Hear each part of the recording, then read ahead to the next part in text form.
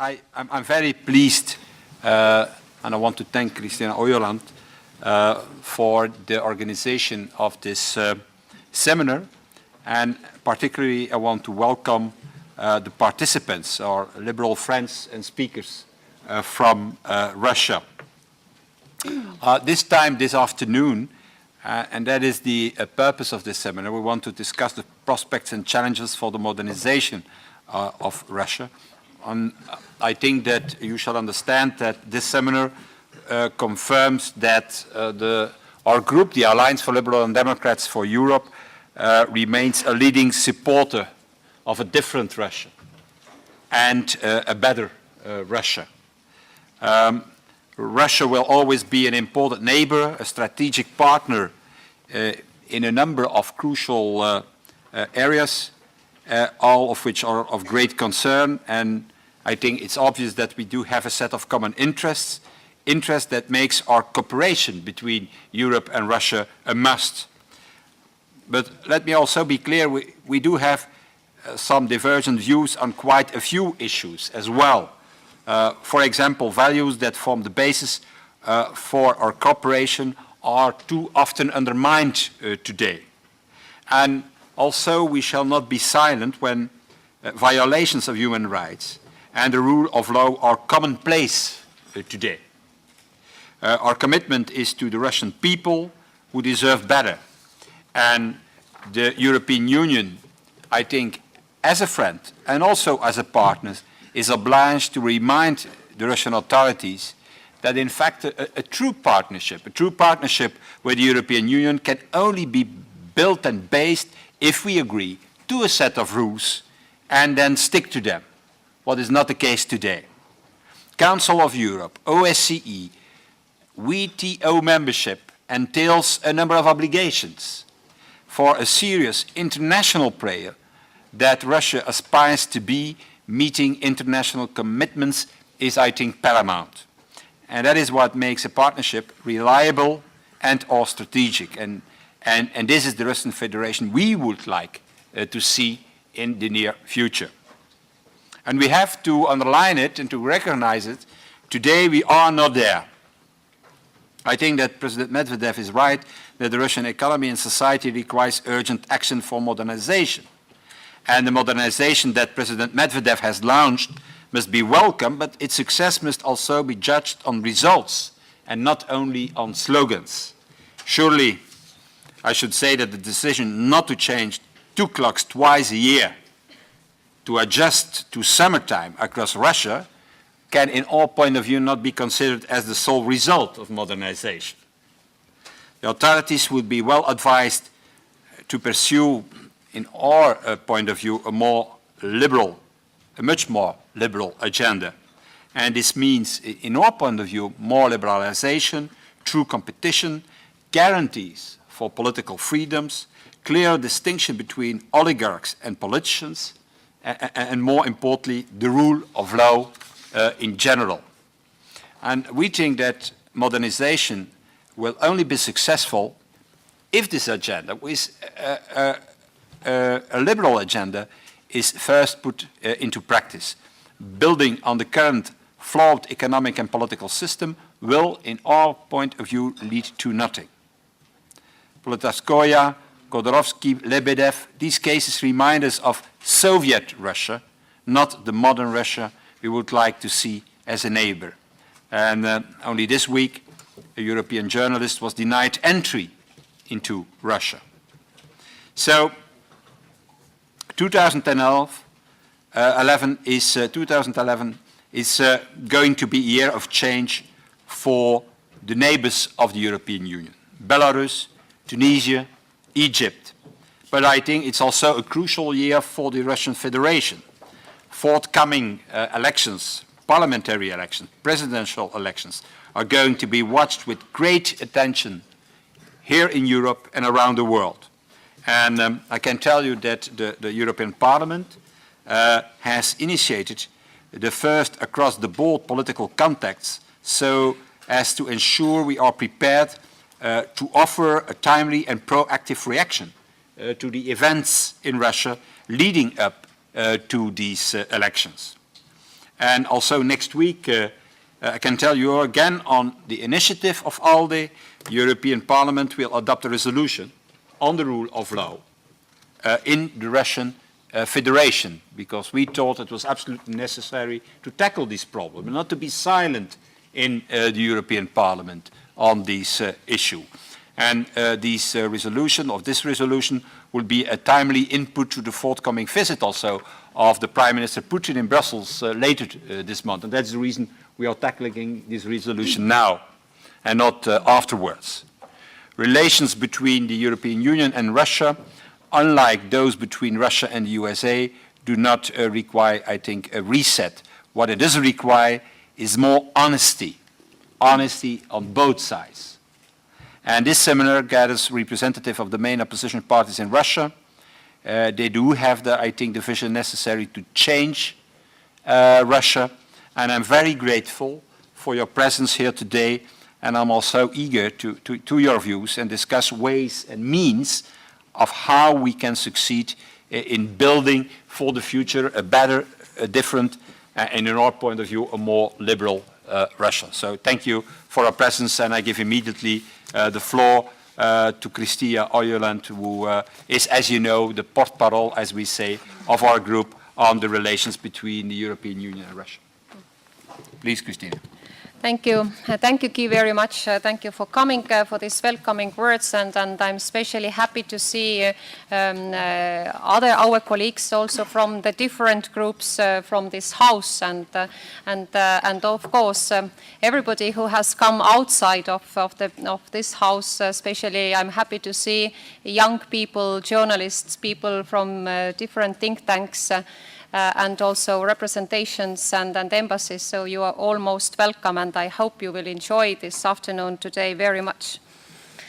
Those who have been here before with us in similar seminars, then you know that this is already the second seminar on the modernization of Russia, organized by ALDE Group, which is the Alliance of Liberals and Democrats for Europe. And I'm very proud to be a member of this group, and as the group leader, Guy Verhofstadt, said, I'm also very proud to be responsible on so important matter like EU-Russia relations are. If I may, just to turn attention on some technical issues. First, that this meeting goes live in our homepage, in ALDE homepage. It's, if somebody wants to follow us through internet, then you can just go www.alde.live.eu. And I hope that also there will be, our auditorium will be much bigger than we are here in this room. Well, I don't want to go too much into the political details, because we have a very, very prominent speakers who you will be listening soon. Just perhaps to mention a very little, but of course important points that, of course, for ALDE, for European Union, Russia is a very, very important partner. But we want to see a Russia which is democratic, which is free, which shares the European values, and of course, which is modernized. And this is what we are going to discuss today. What really modernization means. Is it only about the economic modernization, or it is also about democracy, rule of law, and freedoms? And also we can judge already today more or less how far current Russian government and the leadership, the political leadership in office, has been reached in modernizing their country, or we will listen if they are modernizing the country at all or not. And also, for your information, Guy already mentioned the resolution which will be adopted hopefully next week in the Assembly about the rule of law in Russia. But the European Parliament has been keeping an eye on other developments in Russia as well. And the the latest resolution was adopted last year in December in Strasbourg in the plenary, and this is, as you may have heard, the so-called Magnitsky's case, the list of, this was the resolution calling the European Council to establish the sanctions against those Russian officials who have been involved in the death of the young Russian lawyer Sergei Magnitsky. And also very, very important is to say that Russia has elections, parliamentary elections this year. That means that they are facing politically very, very important period. And we will hear from our Russian friends and speakers what it really means, what are the possibilities for the political opposition parties to participate in the elections. And as far it comes to the European Parliament, then I'm very, very satisfied that we were able to establish also last year in December the informal reflection group observing or early observing the coming elections in Russia, specifically in the point of registration of political parties in Russia and other aspects of democracy, rule of law, and human rights. So, ladies and gentlemen, I'm very, very happy to introduce our two first speakers, Mr. Mikhail Kasyanov, who is former Prime Minister of Russian Federation in years 2000 till 2004, and earlier Finance Minister. And currently he is the opposition leader who is hopefully be able to run elections this year with his political force, but we will hear from him. And immediately I'd like to introduce our another speaker, Mrs. Lilia Shevtsova from Moscow Carnegie Center. And those who have been here with us before, last year, they already know her. She is very, I must say that respected, not only known, but also very highly respected researcher, not only in Russia, but worldwide. So we have a very high profile speakers, and first I would like to call Mr. Kasyanov to start to share with us your views. Please, the floor is yours. All right, thank you. Good afternoon, ladies and gentlemen. Thank you very much, Mr. Verhofstadt and Ms. Ojuland, for your introduction and very important words and statements you have just made in terms of Russia and relations between Russia and the European Union. Of course, that is absolutely important for all Russians today, how we and Russian authorities being viewed by our friends abroad, and in particular in European Union. And from that angle, I would like to address several moments, several aspects of our life and our relations on this seminar, on this session. First of all, it's already clear that time is running very fast.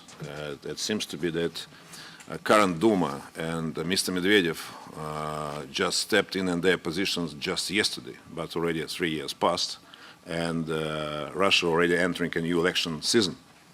Very soon in December, we'll have parliamentary elections, and 3 months after, in March 2012, presidential elections. We're scheduled to have elections. The issue is whether we'll have elections and whether this undertaking will be treated by European Union as elections. Smell of elections already in air, and it's already visible for people that Prime Minister and President already started polishing their television images and making just white promises to population trying to obtain their love and respect for future. Some people say modernization, some other people say stability, and that's what some kind of tricks which going around. But nevertheless, for people, educated part of society, for advanced people, that's already clear what they're talking about. New Year Eve suggested that not many liberal changes we shall expect in the upcoming period, and authority decided to demonstrate their power, as they believe, by instructing the court system, which is part of so-called vertical, of issuing a very strong verdict with respect to Mr. Khodorkovsky and Lebedev for another 15 years detention in jail. The verdict, which has nothing to do in common with the jurisprudence, and also detention for 15 days of my collaborator in my party, Mr. Boris Nemtsov, just for nothing, just appearance on the street after a lauded demonstration, after a lauded meeting in the center of Moscow. And that was some kind of demonstration that everything under control, and authorities believe that also that will help to go on the way of modernizing Russia. I'm very happy that Mr. Verhofstadt mentioned in his opening remarks that modernization in understanding of our European liberal views, that's not just bringing 3 technologies to Russia. It's not just to building up in somewhere in one region of Russia another Pepsi-Cola or Coca-Cola factory or Toyota car factory. That's something more than that. That involves, of course, all people and their freedoms and their participation in the modernization of our country. From that angle, the situation looks in Russia completely different, as we can see and read those reports, even from different international media and from different international institutions, financial institutions, which are calling for participating in such a modernization. Although we here understand that not all our friends in the West understand modernization this way, and that's another discussion. Hopefully will take place next week in Strasbourg and on the follow-up meetings just later this year. I can refer also to the moment that in the year 2007 and 2008 there was a chance of changing situation in Russia, but many Russians, especially as I mentioned, that part of society, as we call it, advanced people, educated people, who understand what's going on and how the changes could take place, they simply tolerate and close their eyes on non-election process, on those imitations which we had in December 2007 and in March 2008, being preoccupied with the hopes that Mr. Medvedev, who many times announced nice words about freedom, and that freedom much better than not freedom, and modernization and some other liberal rhetorics, that his appearance and position as a president, although not even elected, but appearance there will start changing situation in Russia from the top. And that is very comfortable, convenient position for many people, just not to be involved in political processes and working on changes, but simply sit somewhere around the corner and wait when somebody else will do that. That happened so that people sold their freedom at that time for that silent expectation for better changes, and today they already understood that none of promises during those 3 years, Mr. Medvedev in the position of the president, was put in a real action. None of them. Even more. The situation was squeezed even more. Political environment even worse than before. If we can recall just the war in Georgia and violations of different international obligations of the Russian Federation, let's add to that. And also squeezing ability of political parties to participate in elections, especially during that period of time in the regional elections. People already laughing on how regional elections took place in different regions in Russia, where opposition were absolutely cut off elections.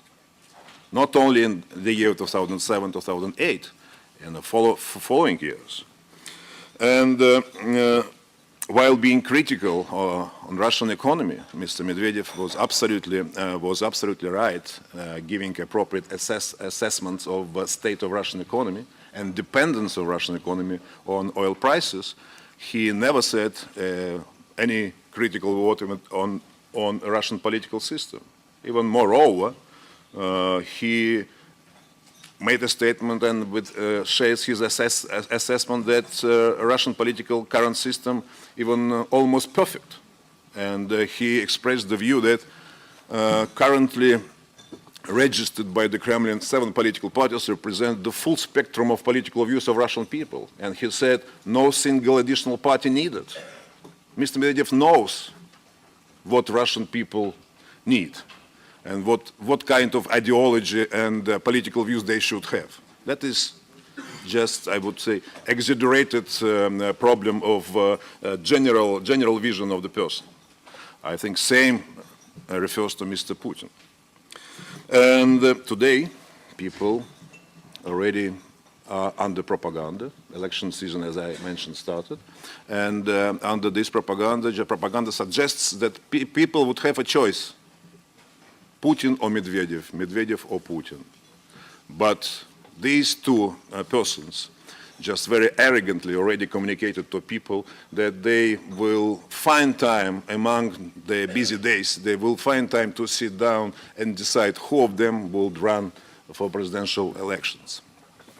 And people would be just invited to come to polling stations just to appear there and to drop their ballot papers into the boxes. That's enough for them from such an understanding. What kind of modernization we can talk about that? And I think that's already clear from developments of last 2 months and the rhetorics of Mr. Medvedev and Mr. Putin. And people suggest that was some kind of dispute, public dispute, but as a result of the dispute already absolutely clear that Medvedev will not be president anymore. It means there's end of even rhetorics of modernization, which comes very soon. If you follow Mr. Putin's statements, you will never find just the word modernization that Mr. Putin pronounced, because Mr. Putin talking about stability and external enemies which are eager just to deprive Russia on its sovereignty and to enjoy just Russian resources. That's some kind of different politics. That's some kind of, I would say, mobilization spirit they imposing on the Russian society, trying to get people supporting with the facing problems with the external enemies. That's absolutely nothing to do with possibility of modernization.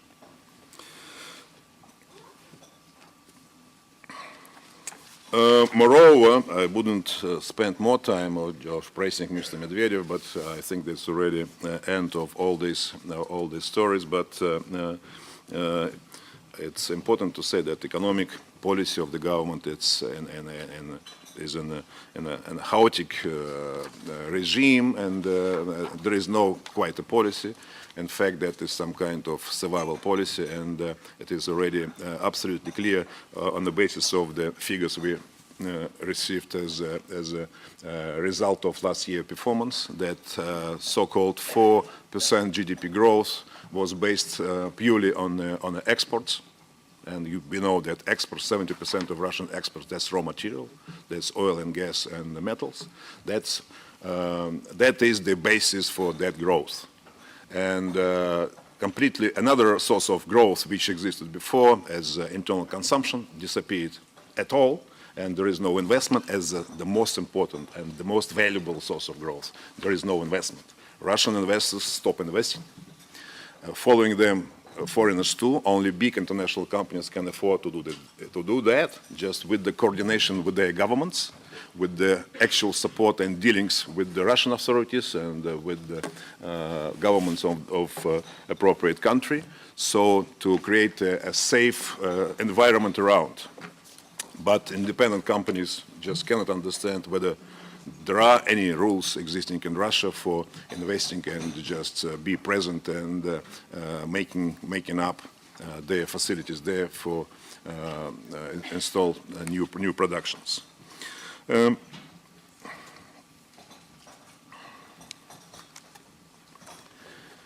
We also should underline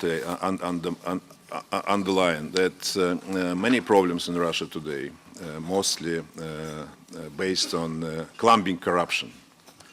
Of course, everyone can say that Russia always was a country where corruption existed. Yes, that's the case, as in many other countries. In Russia too, all periods during all periods we had corruption, but today we have corruption which reached levels never seen by Russians and none of people living in Russia today, none of this generation. And everything could be bought in Russia, almost everything, and all problems we faced in Russia today, including new terror attacks, including all just new accidents and technological accidents and illegal infiltration of foreign people from the Asian countries. That's a result of corruption. Talking about free visa regime, which my government initiated in 2001 here in Brussels, when together with the Commission we already installed the program how to achieve that, including just setting up 4 spheres of cooperation. Today, we can forget about that because just corruption destroyed all expectations and ability of Russian authorities to perform in appropriate rules. European Union countries expect Russia to do this, but in such a state of economy and corruption, no one can guarantee that Russian authorities could implement those rules. Today, and we know just that's reported in the press, people just who can be judged in a terror attacks just buying passports. If central authority just imposed investigation and searching for a person which was potentially involved in a terror attack 2 years ago, but then we understand and people reported. Then in one of the Northern Caucasian republics, just that person bought a passport for other name. And now just he's in the search here in the European Union. That's how this regime and how this operation works. That's why, unfortunately, I think just it's not possible to achieve this with such a regime, with such an environment, free visa regime with Russia, unfortunately. Although, of course, all Russians dream about that, but unfortunately, the authority deprive Russians on such a possibility to achieve such an agreement with the European Union.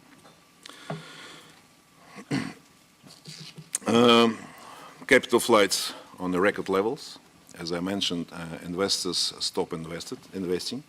Moreover, Russians look on the situation, what happened in our country during the last 2-3 years, and trying to find the answer for the question, what to do, how to change.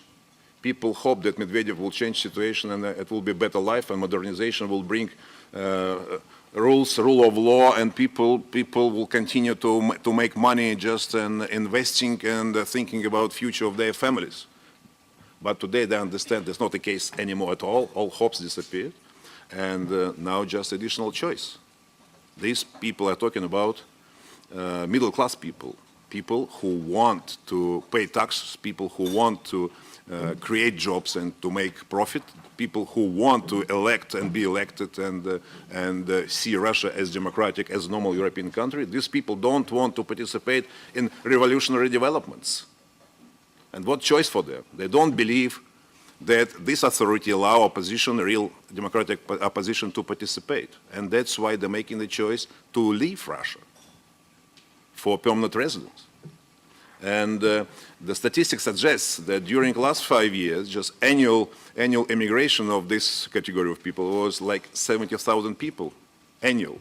But last year was 300,000 people left Russia for permanent residence to neighbor countries or other countries of European Union. That is another wave of immigration.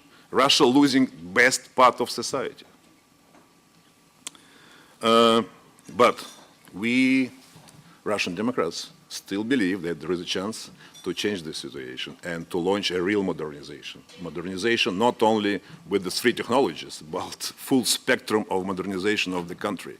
Not only economy, but including, of course, social sphere and the political and life of civil society. So that Russia with the independent judiciary, Russia with the free media, Russia Russia with the free and fair, credible elections. That is the only way how we can change, just to achieve such a situation that authorities would be under pressure to implement Russian constitution. Authorities would be under pressure of implementing its international obligations raising out of membership of Russia in the Council of Europe and membership of Russia in the OECE, and to organize, in accordance with the Constitution, free and fair elections, with the access to the elections, all political groups, and under civil society control and international observers control.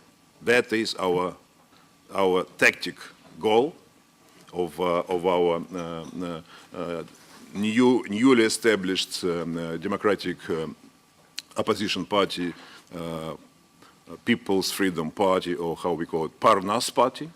That's what we will require very soon, registration of this legal entity, political party, with the access to elections.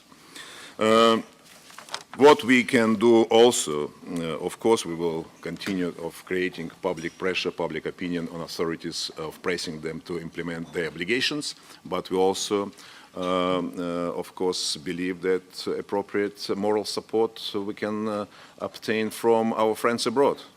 As it was said before, we are not the only group in this continent understanding what modernization in Russia should mean for all Russians, for prosperity of all Russians. The liberal group here always supported us, and we very much appreciate efforts of ALDE just and all those performance, and Kristiina Ojuland in particular, just being on the front line, communicating with that, just helped a lot of settling a number of political aspects on that. But today is time to make the voice loud.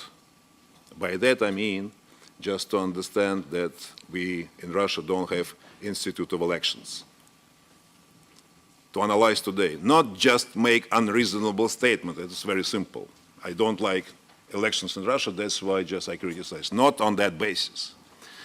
As I mentioned already, Russia is member of Council of Europe. Russia is member of OECE. If you experts of European Parliament would have these documents just on the table and compare with actual deeds, actual performance, actual practices existing in Russia on the basis of report of human rights organizations, political groups in Russia, and also international European Parliament observers, just it will be absolutely clear that there is legal basis for appropriate criticism. And appropriate, I would say, friendly criticism should expose on Russian authorities. And it's an important thing to divide. That Russian authorities, that's one thing, but people of Russia and the Russian Federation is completely different. Recent polls made by Levada Center, which is the only independent social research organization in Russia, suggests that right now already 80% of people in Russia just interested in politics. Just they follow political developments, they follow political changes. 50% strongly, regularly, but to add another 30% from time to time, just 80% of people already looking at this. It means Russians wait for changes. Russia is ready for changes. And with this respect, it's important also to understand that contrary to all those propaganda information saying that support of Putin and Medvedev is so high, like 70–80%.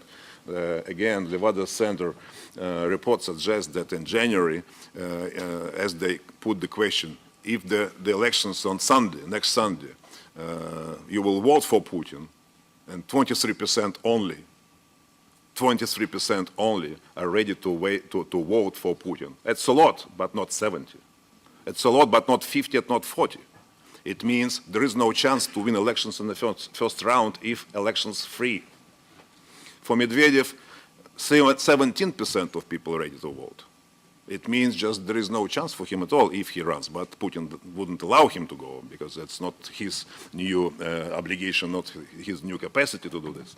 But again, the situation is maturing. important thing is now, not to lead the situation to the end when just in a silent position during the year, just 2 days before voting day, international observers will be invited.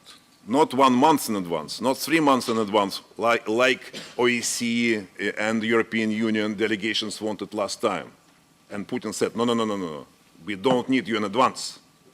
2 days before voting day. You shouldn't see just how just all the participants treated during this month. You should see how people freely coming to polling stations and freely dropping their ballot papers into the boxes. That's the only part of elections they believe that is democratic election. That is how these people in power understand their mission. Again, let me assure you that there is an opportunity for Russians to change the situation. We think, unfortunately, that the last chance for peacefully change the situation, because we already see some kind of revolutionary developments in Russia. One example, when just left radicals were ready and fight it directly with the right police, knowing that they will be tomorrow in the jail, but they have nothing to lose. And these young people living in the suburbs of big cities, just they have no jobs, they have no future, they have no chance to get education, they don't know what to do. That's why they're ready for all those developments. Or radical rights. December went on the central of Moscow when 10,000 people were there and just demonstratively beaten people with not Slavic face from Caucasus. And police just were watching and tried to save lives of those people. And generals started to negotiate with those guys who wore the masks without opening their faces. And they negotiated with them so that they would depart from the square. It means police couldn't deal anything. I could remind you that we call it Second Russian Revolution in August 1991, just happened when 10,000 Muscovites were on the streets of Moscow, center of Moscow. We already have such crowd in the streets. If we lose this opportunity of election, of course, we can expect some kind of such developments. Of course, not like recently or now in Egypt, not with the camels and sticks, but with the pistols and knives, as we saw last December in Moscow, center of Moscow. We cannot afford the situation to develop this way. We need real modernization, and for that we need free and fair elections now. Thank you.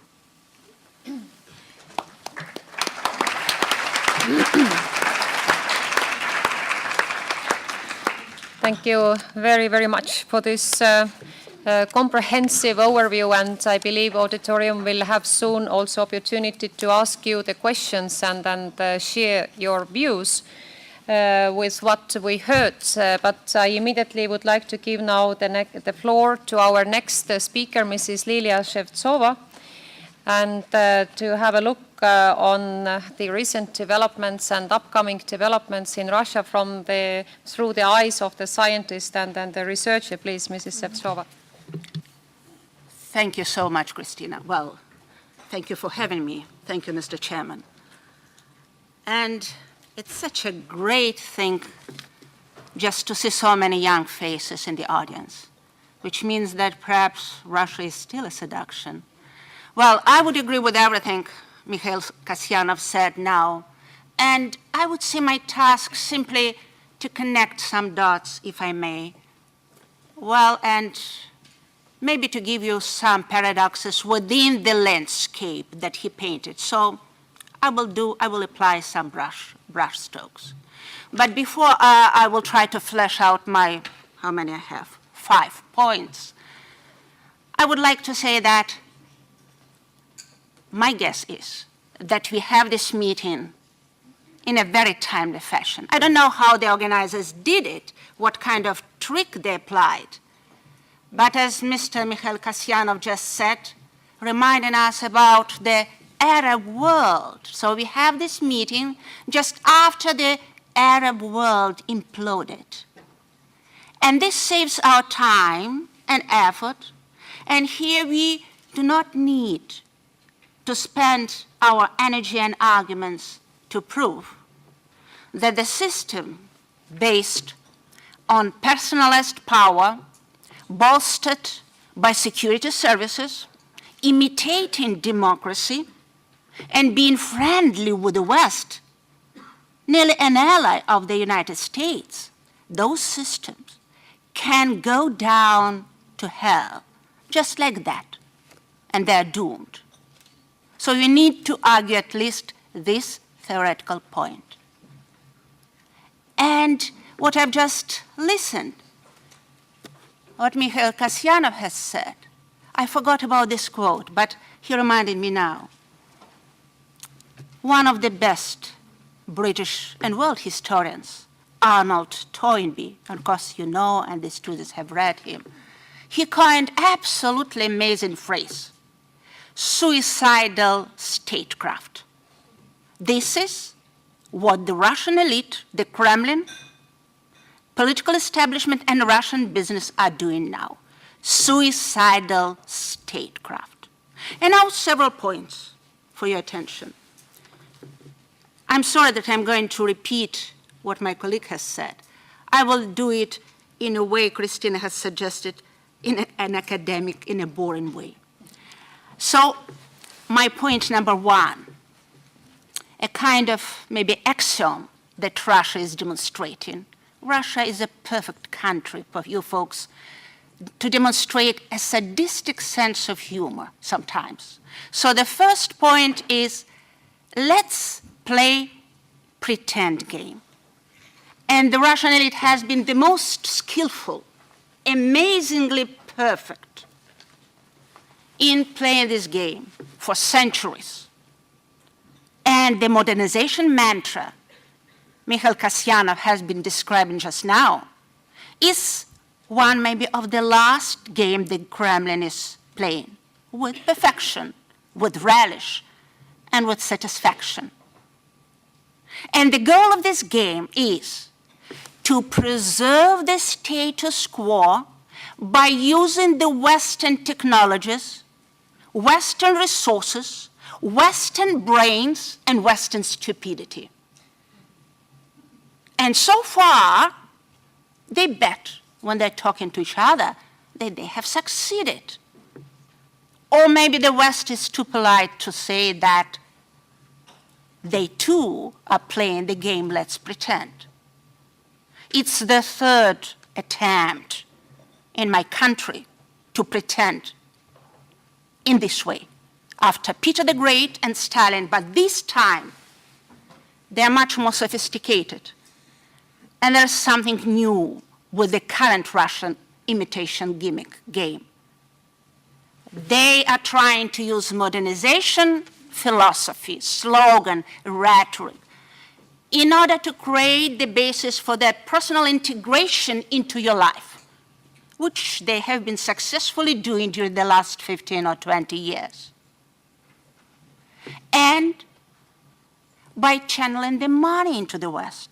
And maybe my first question to Prime Minister Kasyanov will be, maybe we underestimate their ability to use modernization technique in order to channel the money to Brussels, to London, to Paris. Oh, of course, I forgot about Rome, the best place, for this fake schemes. In any case, the share swap between BP and Rosneft shows us apparently, the example how it could be done and in which way modernization could be successful. My point two, on how the appearances are deceitful. What I want to say, when you look at Russia, when you see something on the surface, don't believe it. Try to dig a little bit deeper, scratch the skin, and you'll find totally different reality. On the surface, well, this country is quite calm. Comparing to Arab countries, comparing to all other new independent states like Belarus and Ukraine. Nearly 70%, a bit less, still approve Mr. Putin. well, only 25%, true, among the young people, 35% are ready to take part in the riots and turmoil, are ready to take to the streets.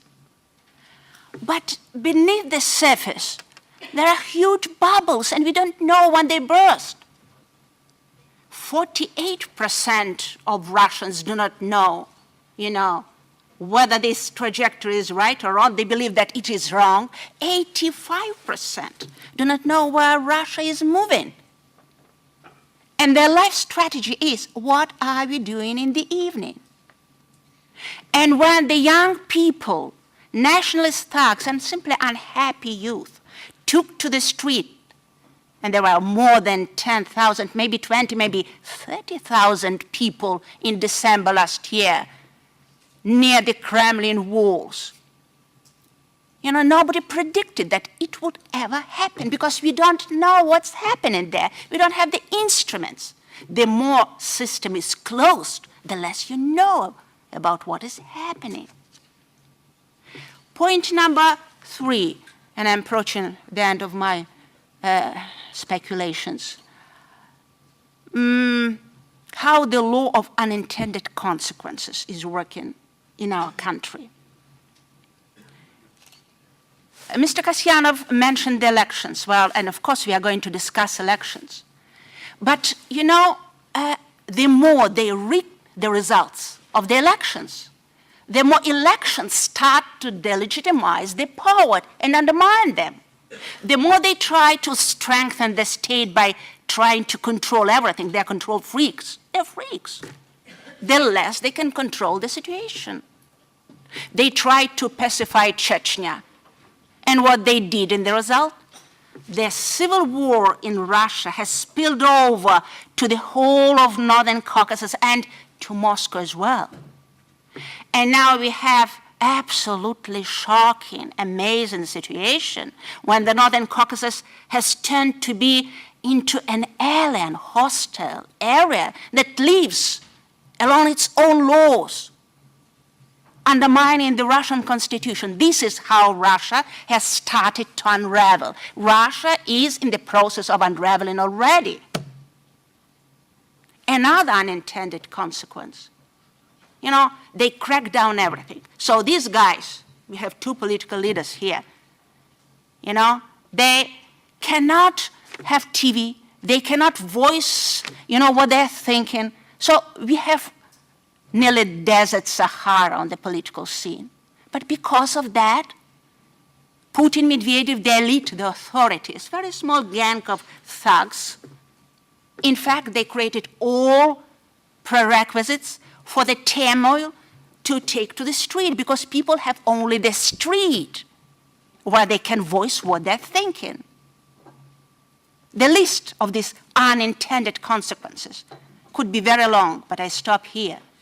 I will mention another point, rather peculiar and rather interesting for analysis, for political analysis, not for academic. It's up to you folks here within the parliament to discuss it because, well, it relates very closely to what you are doing here. And this is the Russia's foreign policy paradigm. They have changed Shakespeare because, in fact, what they have invented, a very interesting form of foreign policy, of their relationship with the West, because, well, they do care about the West, first of all. So to be with the West and to be against the West at the same time, I call it riding 2 horses in opposite direction. And they do it perfectly, unfortunately, with the Western assistance. They have perfected their ability to use the Western countries, the Western community, to legitimize their system. They have been using reset and partnership for modernization, everything, all those nice, nice formulas and patterns in order to pursue their own corporate and vested interests. And at the same time, to close the Russian society from the West. Because we have absolutely schizophrenic situation. Russia is moving towards a new form of the police state with a strong repressive syndrome under the president lawyer, when crackdown on freedoms, on rights, human and political rights are being done, crackdown is being done, and it's the slogan of rule of law, dictatorship of law. And while Russia is moving towards repressive state, the relationship between Russia and the West are becoming nearly a love affair.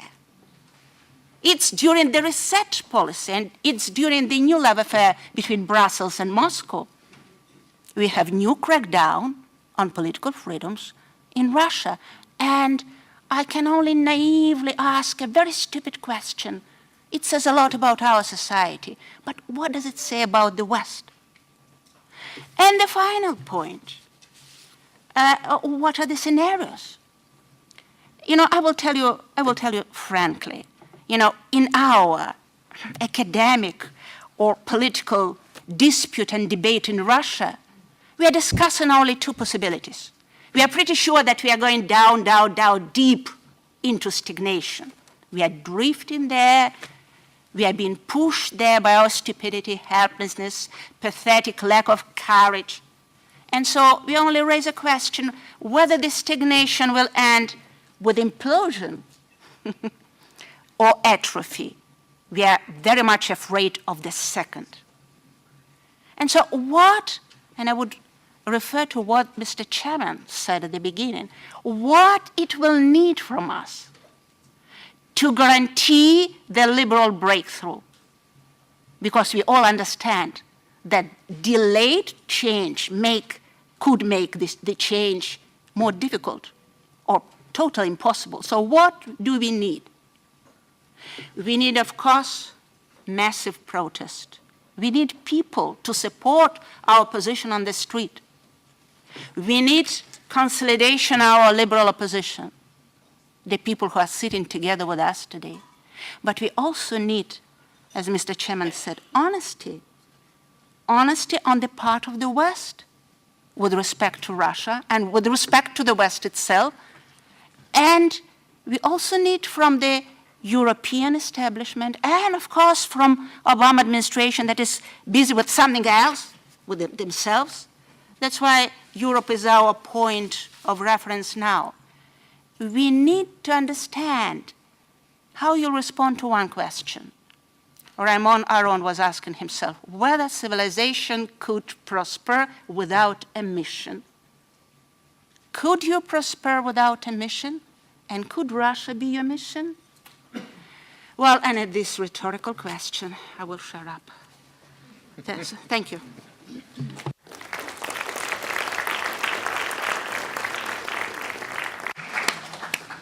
Thank you, Lilia, and once again, both speakers for those two great statements, very open ideas. And now, please, ladies and gentlemen, use the opportunity. The floor is yours. Ask the questions. And if you do so, please say your name, introduce you, also your institution where from you are coming. I see first gentleman is over there, please. My name is Dmitry Shkurko, National News Agency of Ukraine. First question to Madame Shevtsova, if I may.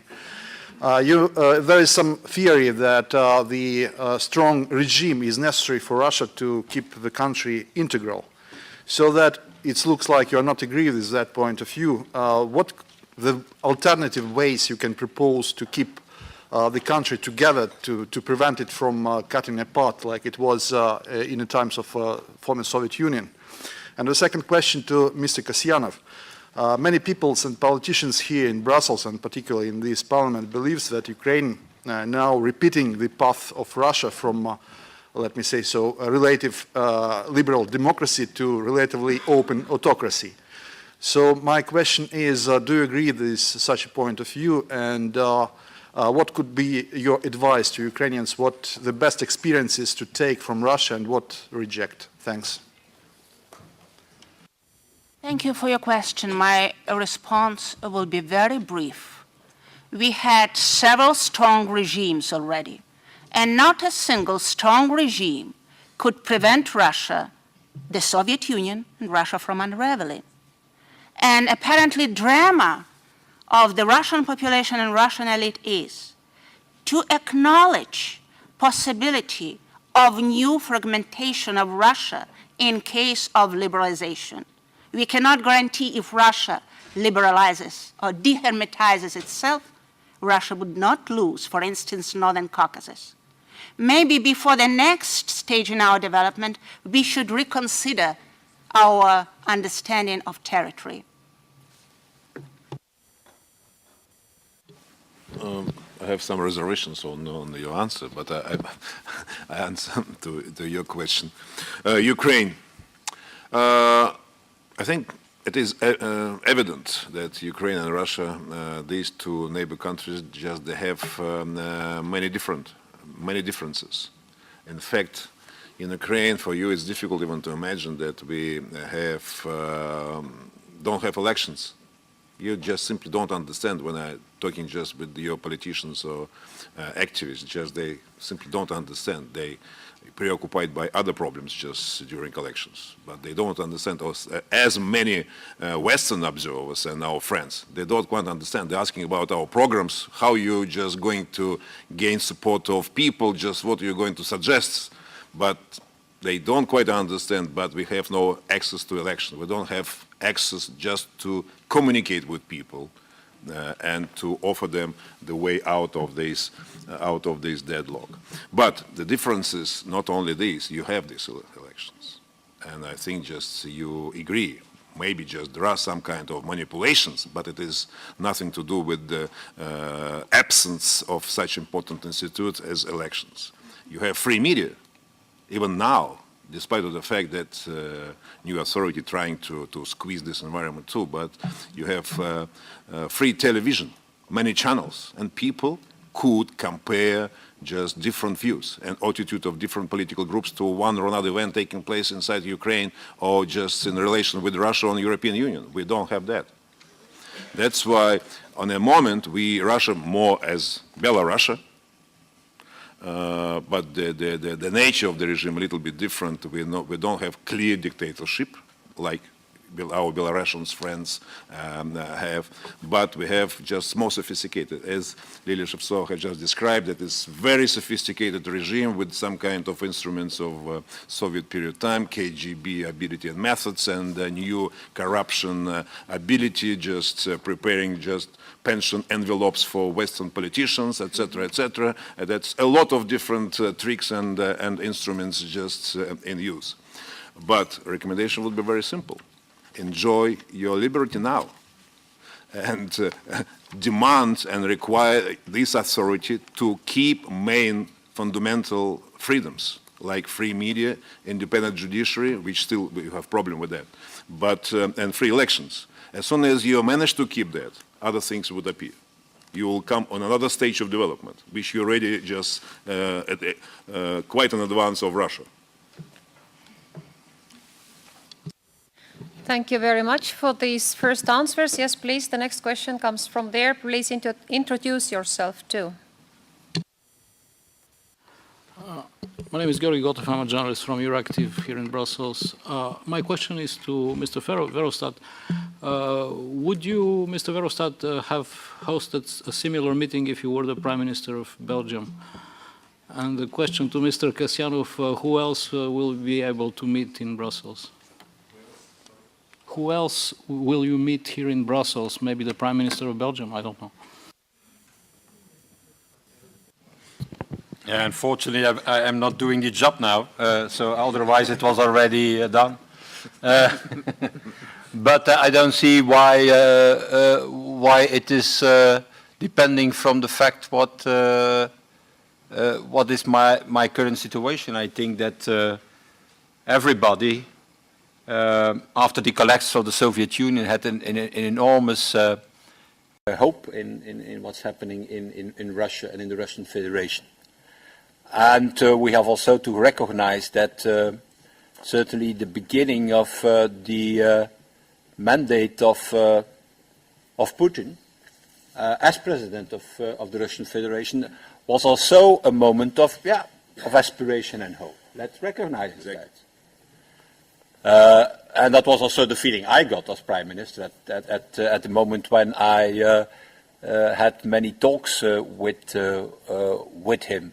certainly when I was in the chair of the European Union Council in 2001. But it's also very clear that things have changed dramatically the last years. And we have to have the courage, as group leaders, as prime ministers, whatsoever, to say that today, and to appeal to all these organizations where Russia has that are linked to Russia, OSCE, the Council of Europe, ourselves, the European Union, to recognize and to say to them, there is a problem. And we have to face that problem. And until now, the last months and the last years, we didn't have from our side this honesty, this courage to take action. And what we have discussed, we in our group, in the Alliance of Liberals and Democrats, is that okay, there is now a new new chance, parliamentary elections, presidential elections in the next years. It's the moment now to change things, and the only way to change things is as we as Europeans are raising our voice on this. We can help. It's essentially to the Russian people and the Russian population to change things, but we can help in this. And if we are still silent on what is happening in Russia, as we have done the last years, yeah, then I think we don't fulfill our obligations, our democratic obligations, our obligation as certainly not as liberals. So that's the reason why we do it, why we are very active in this, and the reason also that in the Conference of Presidents a few weeks ago, we put the point on the table and said, we want now a debate in the European Parliament on this. We want a resolution on this. Well, it was not an easy thing, I can tell you. We could say, oh, no, but that can disturb the good relationship between the Union and the Russian Federation. Yeah, there are problems, but don't do it. That's the first reaction. And we have to stop this reaction. We have to stop it. That's the same reaction we got in the past maybe to a number of other regimes worldwide. We have to stop it. The European Union is not only an internal market, it's also a community of values. And if this community of values has not the courage to say to the outside world, if it is North Africa or it is the Russian Federation, then we are not courageous enough, and we are not fulfilling our historical task as Europeans. And so I hope that this can change something, not this way of debate in European Parliament, can not only change something in the European Parliament as such, but also in the European Council and in the other European institutions, where until now it is a non-starter to talk about the relationship between the Union and the Russian Federation. Yes, also on the question. Mr. Verhofstadt, thank you very much. Just your just new statements, these additional statements give just additional aspiration to us, just that we are not, I would say, isolated in our fight for democratic values in Russia. Thank you for that. To answer your question, I'm here on the invitation of our liberal ALDE group here in the European Parliament. Just came here just to participate in this particular seminar and also have meetings with different MPs, EMPs. In fact, just I had a meeting with this morning with the President of the European Parliament, Mr. Buzek, and also discussed that issue with him. And I also have meetings with representatives of different political groups here, Conservatives, Socialists, Greens, and our friends, Liberals, of course. And also there is another initiative, a part of what Mr. Verhofstadt has just mentioned to you, just the initiative of ALDE group on a resolution on the rule of law in Russia, which discussion will take place next session. But also there is another important development Kristiina shortly mentioned, that a special working group of early monitoring elections was established in December, 2 months ago. And this group would provide, I think, just the political arguments and just monitoring what's going on in Russia in terms of existence of such important institute as free elections, whether these elections could be called free on the basis of the practices we had so far. And maybe that will be political voice, what we expect, just as Mr. Verhofstadt has just mentioned, just not to keep silence, but in a friendly manner to say, just, you, our friends, have not everything all right in your house. Could you please just change it as we agreed before? That's what we need. And if it's the case, it's absolutely great political result. That's why I'm here. Just I also had meeting with this group, representative of different political parties, who are interested, and I understood all political groups in the European Parliament are interested in such a development, in such monitoring, in such discussion, which is absolutely new development. And I'm very happy that our liberal friends just leading of this process. Thank you.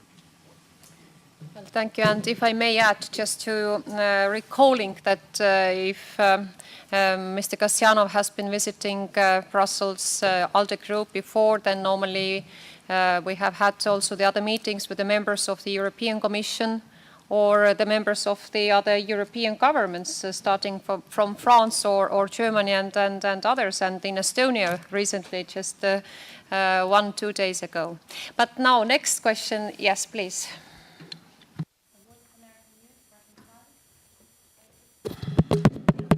Voice of America News, Russian Service.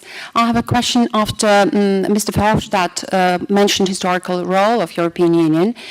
So recently there was a list made on those implicated in tragic death of Sergei Magnitsky. And then after successful lobbying of Russian Duma delegation here in Strasbourg, the delegation was headed by Klimov, the list mysteriously disappeared. And my question is to Mr. Kasyanov. Do you think that within the current dependency of European Union on Russian gas, Europe has a free hand to criticize Russians?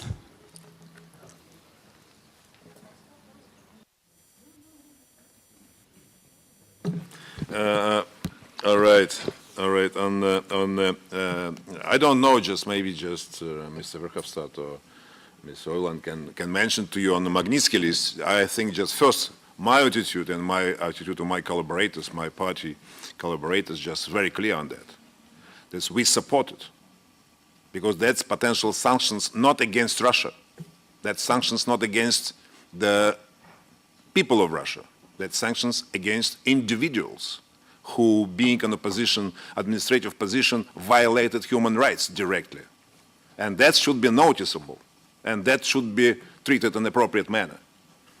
What will be the future of this list, I don't know, but I'd like to see that this recommendation of European Council will be adopted by European Parliament will be adopted by the Council and implemented in the reality by the governments.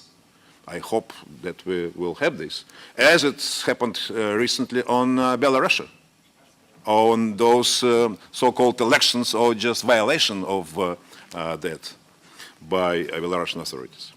Talking about you mentioned also dependence on gas, European dependence on gas. I think it is already clear for governments of European Union member states that such dependence couldn't take place. I give you a little explanation, just what we had before. When I was in their office, we here in Brussels decided that we, Russia, and the European Union would be much more integrated to each other. And future increase of consumption of natural gas would be provided by quite a great amount, by 40% from Russia. And on that basis, on that promises, that trust which was built up at that time between my government and European Union and Commission, European Union adopted the energy program for the period up to 2020, with the expectation that Russia would provide those increase of consumption. But after those so-called gas wars, with the involvement of Ukraine and Belarus and cuts of natural gas supplies for half of Europe, I think European governments made their conclusions. They draw the lesson. If I were in the shoes of other governments of European Union, just because my responsibility would be to protect our people of that country and the industry from such unexpected developments. And of course, diversification of sources of gas supply should be imposed. And that's what we see now, just in many countries already, alternative sources of energy already in place. And Europe reduces consumption of Russian gas. There is still dependence, but much less than before. You can remember just the case when there was cut of supply through Ukraine, and then Slovakia, for 100%, for a couple of weeks, for Slovakia without gas. Now, European Union already undertaken efforts, and Slovakia now could be independent. If something similar happens, Slovakia already has all facilities from other sources, from other pipelines, just to neutralize such a situation. It means that this policy by Putin's regime, so-called vertical of power, and this policy brings Russia to a very difficult position. These resources, these money which could be used for investment into infrastructure of Russia for the prosperity of all Russians, now just we're losing this ability. We're losing the market. And that is contrary to national long-standing interests of the Russian Federation. That's why we're calling this regime couldn't last long, because it leads Russia for its dissolution. And I think that's already clear that dependence couldn't play such an important role, and that role already decreases. Although, of course, we still see and hear real politics.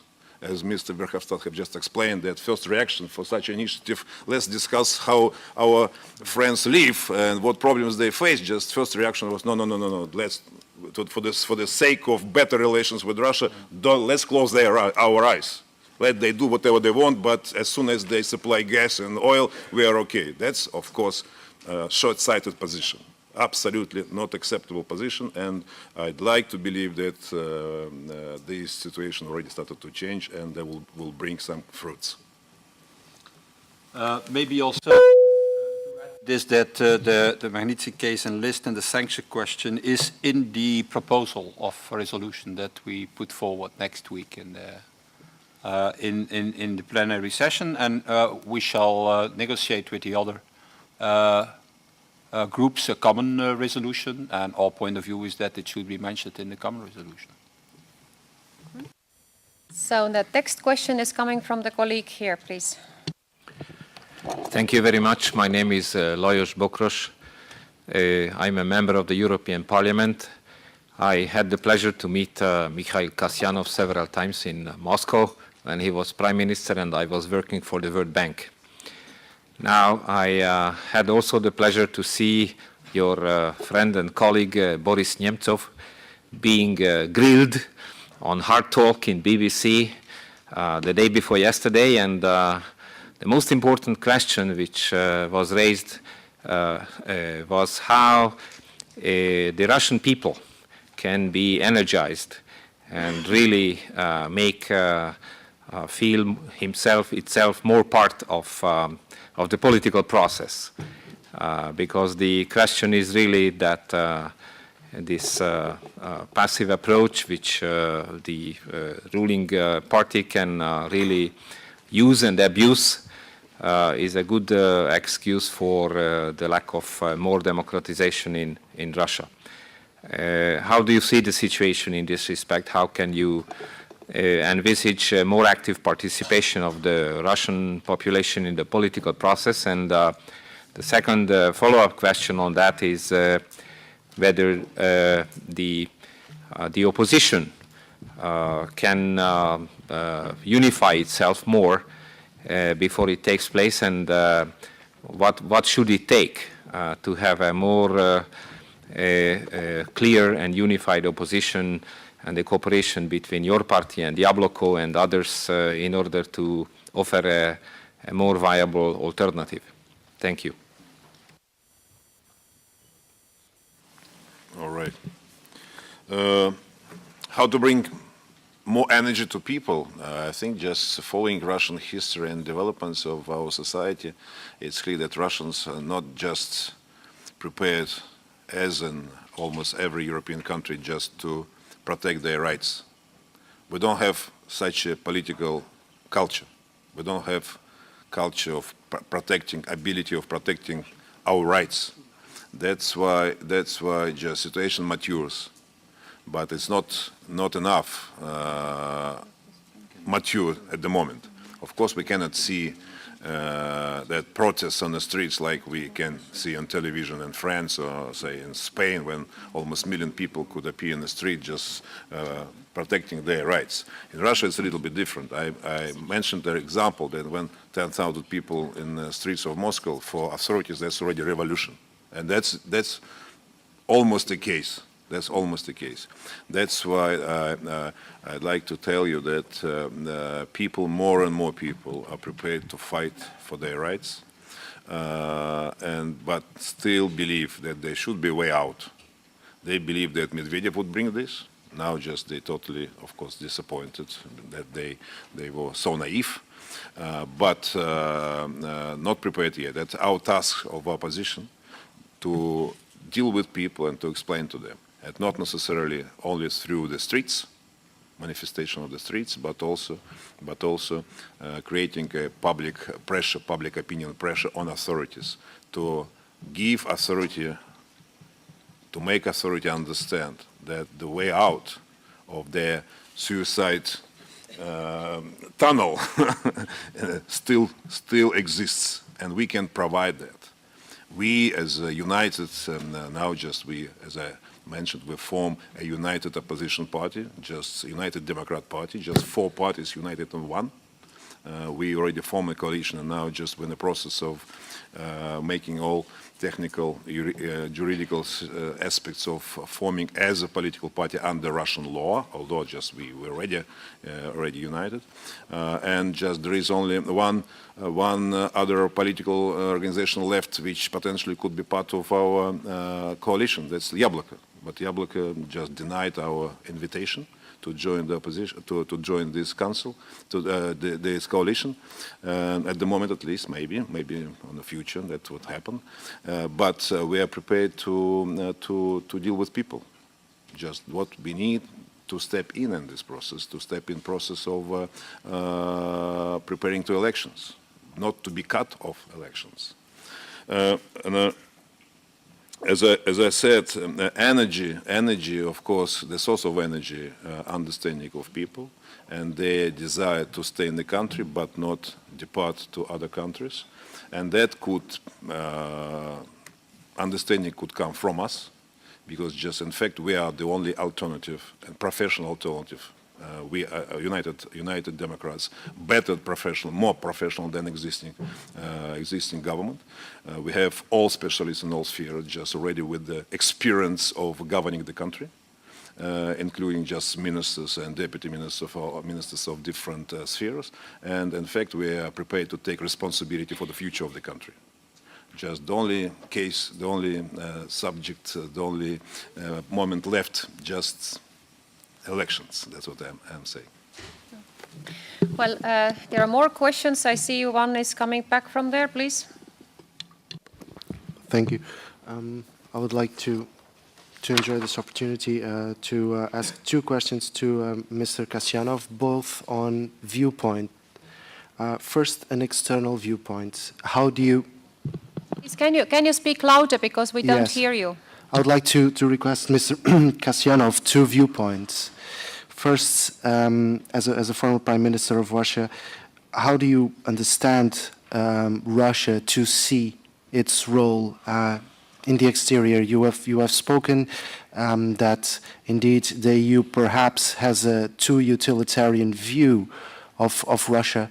How do you see Russia in itself as a role in the world, particularly concerning scientific developments that were somehow neglected after '89? And on the other hand, I would like to request your view on the situation in the Caucasus, to whatever expression you would like to extend yourself to. Thank you.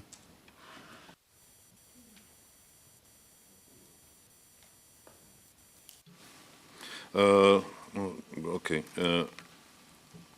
Just one, I wouldn't say just philosophical question, just what Russia I would like to see, but my answer would be very simple.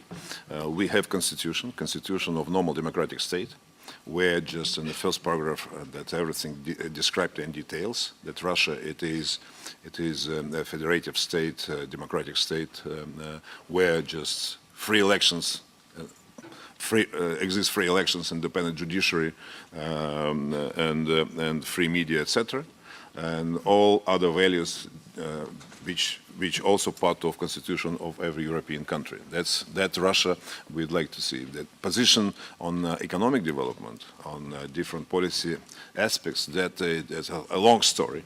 But of course, Russia should go and build up a stable economy based not only on raw materials.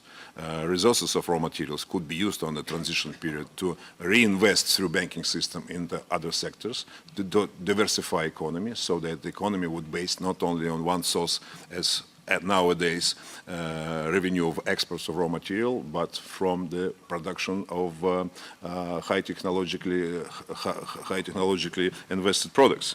And of course, science and the technological developments, that's a crucial part of it, because it's an integral part. Without that, you cannot do. Just we have an ability to do it ourselves, not necessarily as we have examples of other countries importing different technologies and implement them in the country. We are prepared and we are capable to invent those technologies in cooperation with other countries, of course. And that's why that part of modernization, which Medvedev referred to, that's absolutely right thing, but it is only 1/8 or whatever, 1/5 part of overall description of what modernization is about.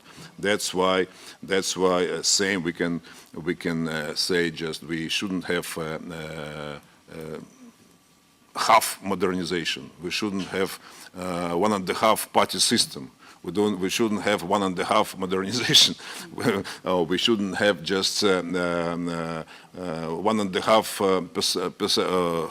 half of reset, for instance. Reset, it's, with America, that's very good in terms of goals on different directions, like cooperation on Afghanistan or cooperation on Iranian nuclear dossier, or just a non-proliferation regime and just disarmament. That's great. But it doesn't mean that such problems as lack of democracy or squeezing the political environment and cutting people from their constitutional rights, be elected and have free media and independent judiciary, it doesn't mean just they can close eyes on that. It's international obligations of Russia. That's not the desire of European Union or the United States of America to see something better in this sphere in Russia. That's direct obligations of Russian Federation vis-à-vis those countries who are together with us members of those organizations. And it is not clear why the West just issued a free ticket for Mr. Putin regime, free ticket just to violate its obligations, not to implement direct obligations. Why other countries should implement those obligations, but this regime not. That's why we're saying that this environment, this situation is not acceptable, and I'd like to believe that the situation is changing. Well, there is one more question in the last row, please. Thank you very much. Sergio Cantone from Euronews. One question for Mr. Kasyanov, please.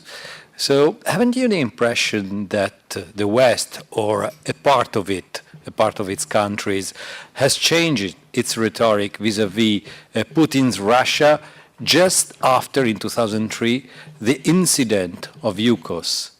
And just to know whether you have this impression or not, and what is your opinion about it. And then I have a question for Mrs. Shevtsova.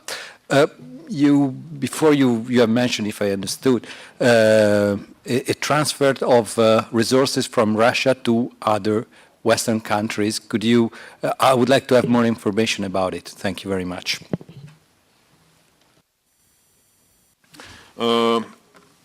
Change of Russian policy, I would say, change of direction of development of Russia, if we can say still development of Russia, but movement of Russia in different direction.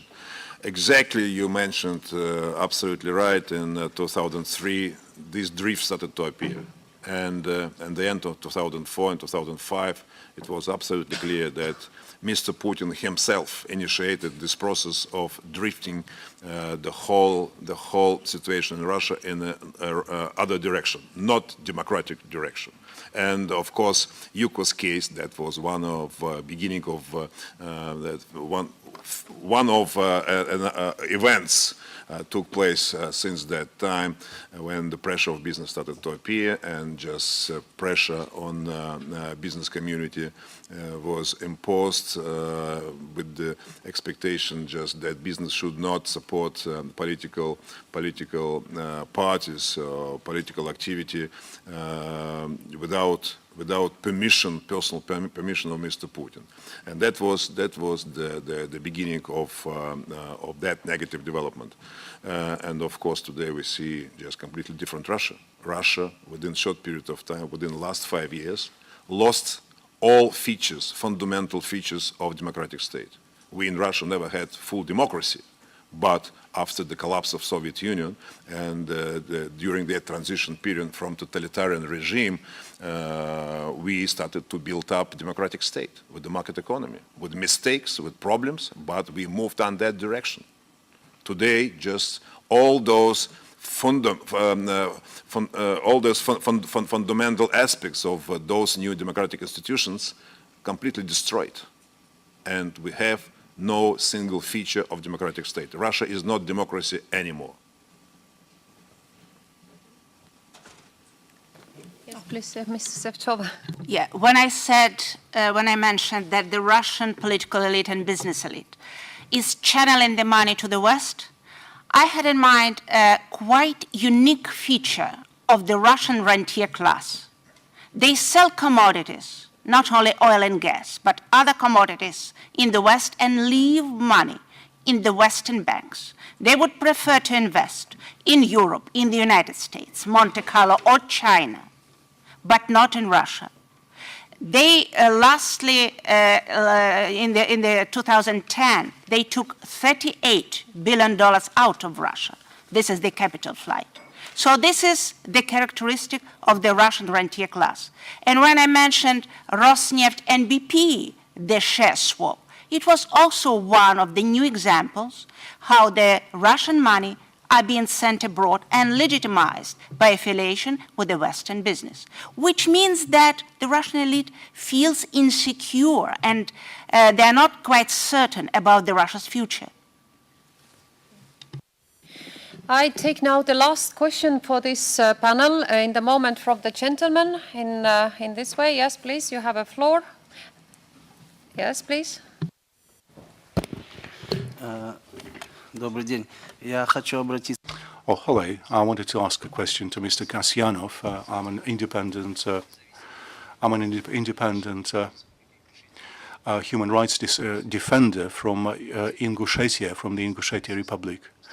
How do you assess the Russian leadership's actions in the North Caucasus? That's my first question. And how would you qualify the kidnaps by Russian authorities of ordinary people, particularly in the Republic of Ingushetia?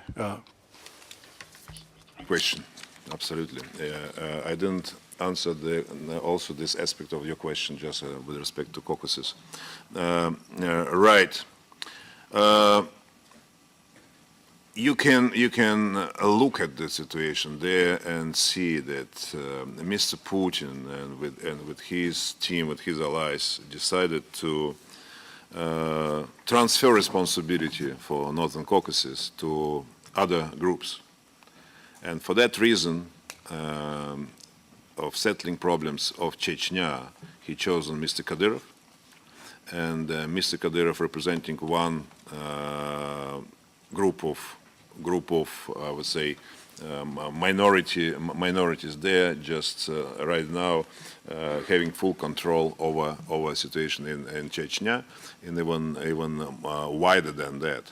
I think that is the power which he got now much wider than in the beginning of separatist movement Dzhokhar Dudayev dreamed about. As Lilia Shevtsova just mentioned, just to a certain extent Russia already lost Northern Caucasus, but I don't believe that's already a case. We have all opportunities to improve and restore the situation in a normal manner there.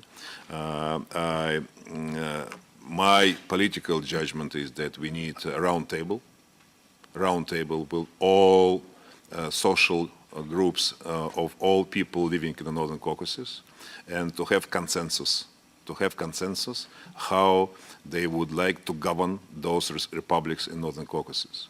And of course, with the strong federal presence there, and again, rule of law.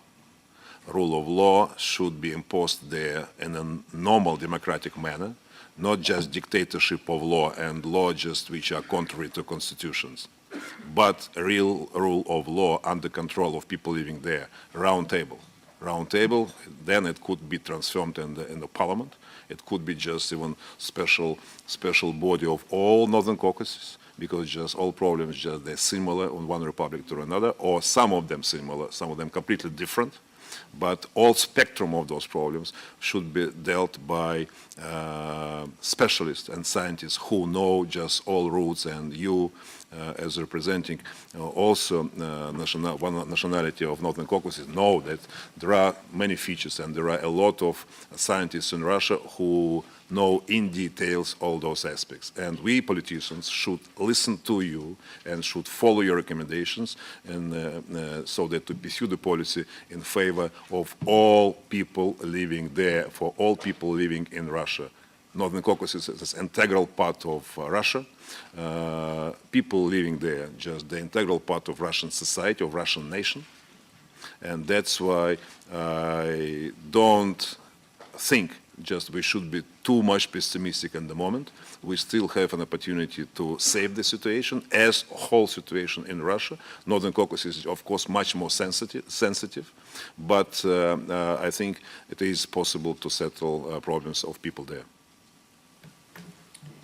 Well, thank you very much. You would like to put additional question? Okay, I can give you a floor for the additional question, please.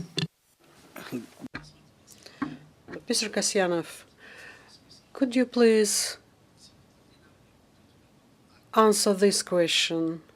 You remember the terror in Domodedovo, and you remember that there was some reference to Ingushetia, to somebody who came from Ingushetia. And you maybe remember that Putin, when it happened, said that it didn't come from Chechnya. Then he said that somebody from Russia. Then he said that there is some footprint from Arab country. Then they started talking about Ingushetia, and today 2 people were arrested in Ingushetia, and it was 14-year-old boy and 15-year-old girl. So how do you see this situation when people who represent the power are conducting these very criminal activities in our country? Suicide terrorism exists and produces to a great extent by Russian authorities, by harsh operations in Northern Caucasus, just violating laws, and people who losing their families and other members who are alive just stepping in such capacity. But of course, thorough investigation should take place. I don't know these cases you have just mentioned. You're human rights activists, you know this much better than all of us. But of course, everything should be in accordance with the law, in accordance with the protection of rights of every person. Nobody is guilty until there is a real judgment of independent court. Unfortunately, in Russia, we don't have that. That's why we cannot rely on authorities on that. That's why international human rights organizations are very crucial. Their assistance in protecting rights of people in Northern Caucasus, and that's why I think you have interactions here with such organizations, just pursuing your important job, which is very necessary for people in Russia, for people in Northern Caucasus and that part of Russia. And of course, there should be civil society control over the activity of authority, especially on such an important aspects like terrorism. And they should not be killing without court decision, simply because of suspicion that people could potentially be terrorists. That's why just all their families could be killed on an accidental manner or something like that, what we sometimes hear. It is very strange. It's very strange that in Russia we continue to face with this issue. Not necessarily in Chechnya, that's already I explained a different situation, but in Ingushetia and Dagestan, that is the source of disturbance and a growing disturbance in Northern Caucasus, and that situation goes in a very dangerous direction. That's why I'm saying the potential dissolution of Russia could potentially start if this regime continues to pursue this policy. This dissolution could start with Northern Caucasus, where the situation already out of authorities' control. That's what we say. We need elections, free elections immediately, so to start settling Northern Caucasians' problems by using democratic methods. Round table discussions, everyday discussions, and with all groups, with all social groups there, could bring the consensus, could bring peace there. Well, thank you very much. And specifically on this last point, on the situation of Northern Caucasus, then I can tell that this has been and is a serious concern of the Council of Europe Parliamentary Assembly, which has delivered a very, very comprehensive and good report on the situation last year in the region, and also European Parliament. Our subcommittee of human rights has been following the situation, and I'm pretty sure that we will continue working on this issue specifically in this subcommittee in these coming months. But ladies and gentlemen, allow me to thank our two panelists, and I believe that they have deserved a strong applaud. From our side, we don't just leave the room, we just change the speakers. But before that, please, could we have a strong applaud to our speakers?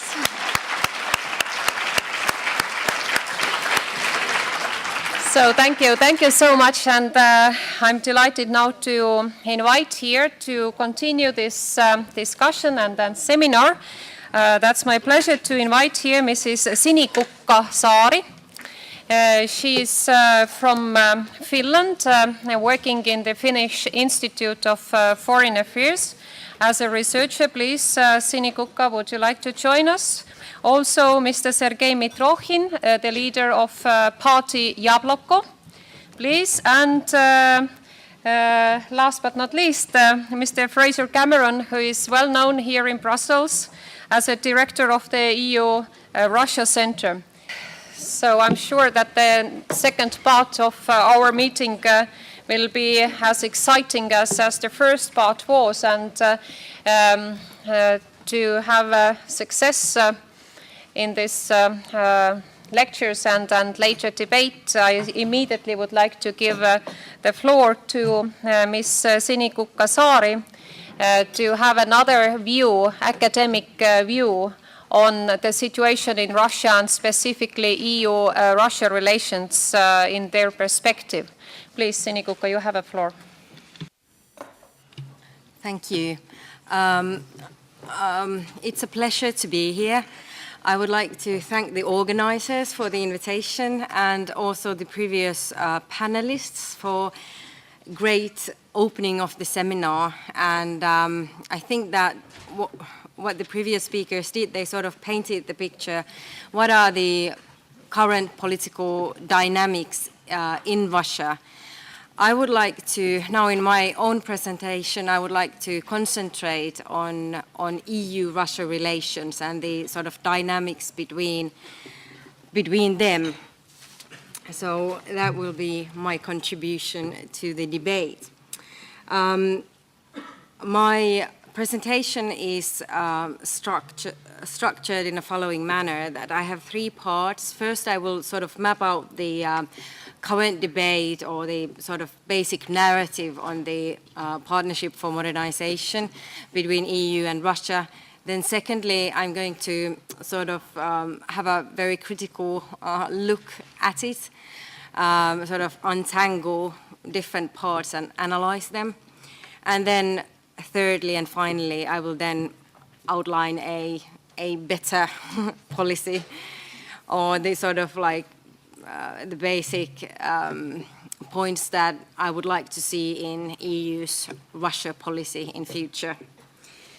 So basically, I think that the Medvedev's plans to boost innovation and modernize Russian economy have actually been received fairly with a fair amount of enthusiasm in the West.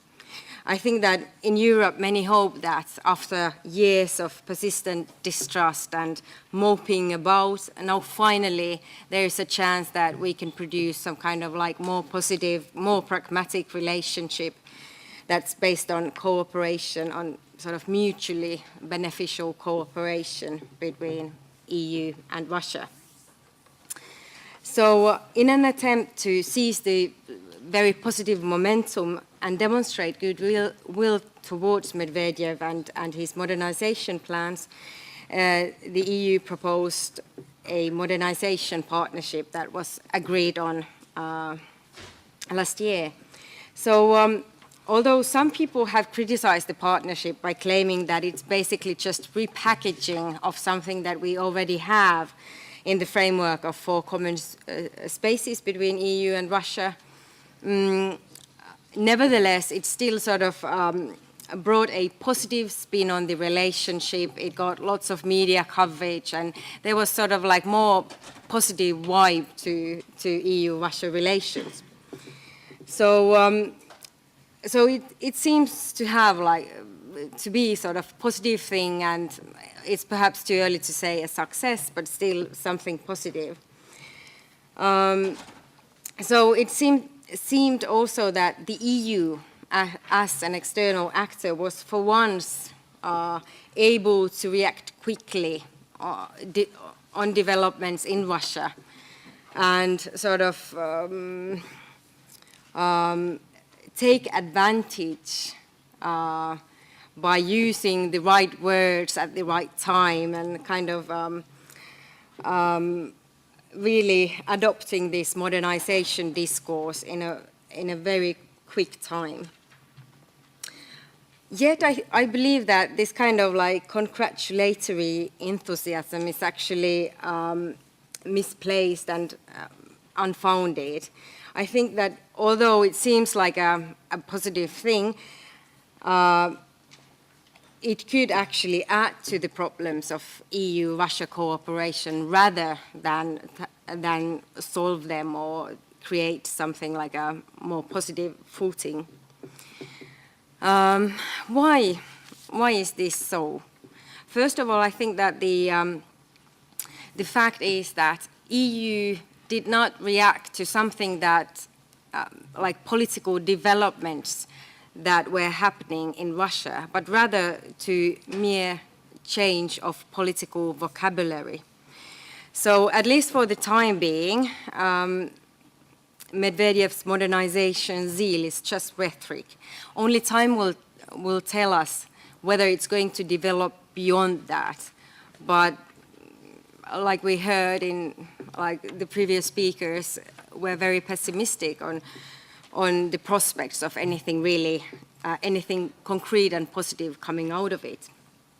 So I think that the danger of this kind of ad hoc cooperation is that the EU might actually embark on something that's not going to become a reality, that's never going to develop from words to deeds. And if that is the case, then the political agility of the EU is actually not an asset, but rather a burden. So, and as the process goes, then the cooperation agenda is going to get buried with all sorts of different projects that sounded like a good idea at some point, but never actually took off the ground. So, and I'm sure that we all know that to take off things from the agenda is even harder than to actually get them there. So the agenda will then stay dysfunctional for quite a while. So therefore, I would strongly argue against this kind of like ad hoc cooperation schemes, and rather to have a very long-term strategic perspective on one's own priorities. But then, secondly, I mean, even in the case that the Medvedev's modernization plan is actually going to take off, there are still huge problems. I mean, what the Russian political elite, or at least part of it, is proposing is a vertical, carefully managed, elite-led modernization. Innovation and competition are invited from the top when and if considered necessary. So it goes without saying that, at least for the time being, the elite doesn't really think that political competition is of much use or needed, at least not before the next round of elections. And of course, the logic is that after these elections, it's going to be the next elections and then the next elections. So there is kind of that basically democratic reforms are postponed until undefined future. So my question is that, is this really the kind of modernization that the EU should be supporting? I personally doubt it, first of all, because it is unlikely to be very successful in today's globalized world. But I think secondly, and more importantly, I doubt it because that would mean indirectly legitimizing the elite's plan to restrict political competition until undefined future. So although we might think that there is, in principle, nothing wrong with this kind of gradual democratization, I think that the sincerity of Medvedev's plan to democratize Russia can be justifiably doubted. At least for the time being, there is simply no indication that he's very serious with it. And I think, on the contrary, every time that his claimed beliefs have been put to test, he has always, every single time, backed off. I mean, the Khodorkovsky case is clearly a case in point, although that Medvedev has been critical of the state of rule of law in Russia and admitted that judges are not independent, then suddenly with Khodorkovsky case there was simply nothing wrong with the system, and it would be wrong to criticize the judges that were making their excellent work. So therefore I think that that one has to be critical, at least until proven wrong, with the case of democratization and Medvedev. So just to make a long story short, my evaluation of the EU-Russia partnership is really EU-Russia partnership for modernization is that it is actually based on wishful thinking rather than clear-headed, pragmatic analysis on what is actually going on in Russia. So I would argue that the very typical juxtapositioning of idealist and then pragmatic policies very often distorts the reality. So I think that actually very often the most pragmatic policies are actually based on the biggest amount of idealism. So, so even though the Partnership for Modernization is kind of like being promoted as something very pragmatic, I think it is still based on wishful thinking.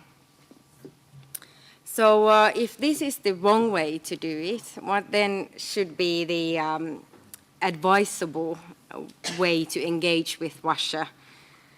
Well, I mean, following what I already said is just that, yes, we should shy away from this kind of ad hocism when we don't really know where we are jumping into, and we should have a clear strategic goal in our minds and proceed from there.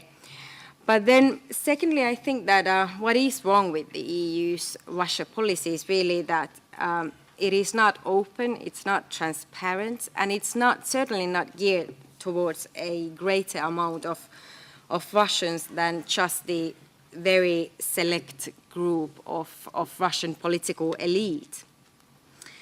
So although I think it might be a good idea to engage with people to some degree in all foreign policies, I think this is particularly the case with soft authoritarian states such as Russia.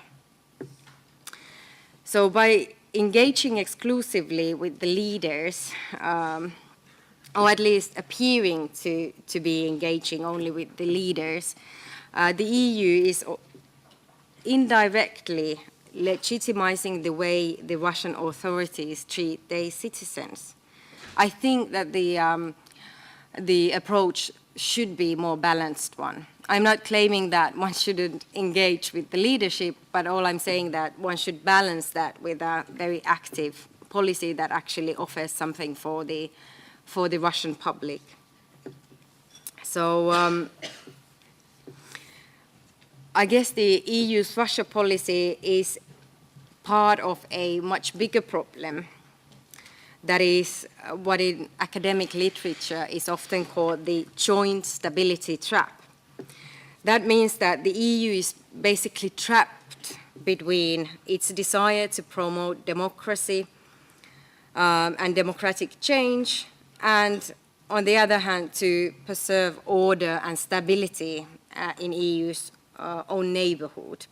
So basically, that's the dilemma, and I think that although in principle the EU is acknowledging the crucial importance of engaging with non-state actors in its neighborhood, its practices, at least in the case of Russia, don't really reflect that. So the practice lags behind. So although the EU does consult non-state actors, for example, before the human rights consultations with Russia, it doesn't really receive much attention from the public or the media. So therefore, at least the appearance is that there is no engagement. And on the other hand, it is completely non-transparent. I mean, the public should know more what is being said and discussed. So I'm claiming that all that is visible to the Russian public in particular are basically closed doors of summits and consultations. So I believe that the EU should communicate much better and engage much more actively with both Russian people and leadership. So, and EU should carefully try to increase this kind of like openness and transparency that it's actually trying to promote elsewhere. So there's been different kind of proposals how to reform the human rights consultations with Russia, and I have no doubts about the fact that it's very difficult task. But I think that one should definitely look into that and try to see whether it could be done somehow. And also there's been proposals for EU-Russia civil society forum, like following the format of the Eastern Partnership civil society forum. And I think certainly that could be one possible way, but I mean, that should be thought about and carefully looked into. I would like to end my presentation by saying that although Russia is currently and widely considered to be a stable authoritarian state, like in the short term, I think that it is clear that in the long term, no non-democratic state can really be considered as stable. I mean, I'm sure that the events in Egypt are like a case in point. It can be stable for decades, but then when it bursts out, then it's uncontrollable. So, and somehow I think that in future, backing authoritarian leaders will be less and less able to guarantee stability in the neighborhood. So therefore, I think that the EU should be actively trying to reform its policies so that something, because you know the old strategy is not clearly working anymore. So just to be prepared for future, it would be advisable to have a critical look. So, and it is true that the European documents already reflect this kind of awareness that human rights and security are intertwined. But it's really now time to update the practices to reflect this awareness, and also in the case of Russia. Thank you.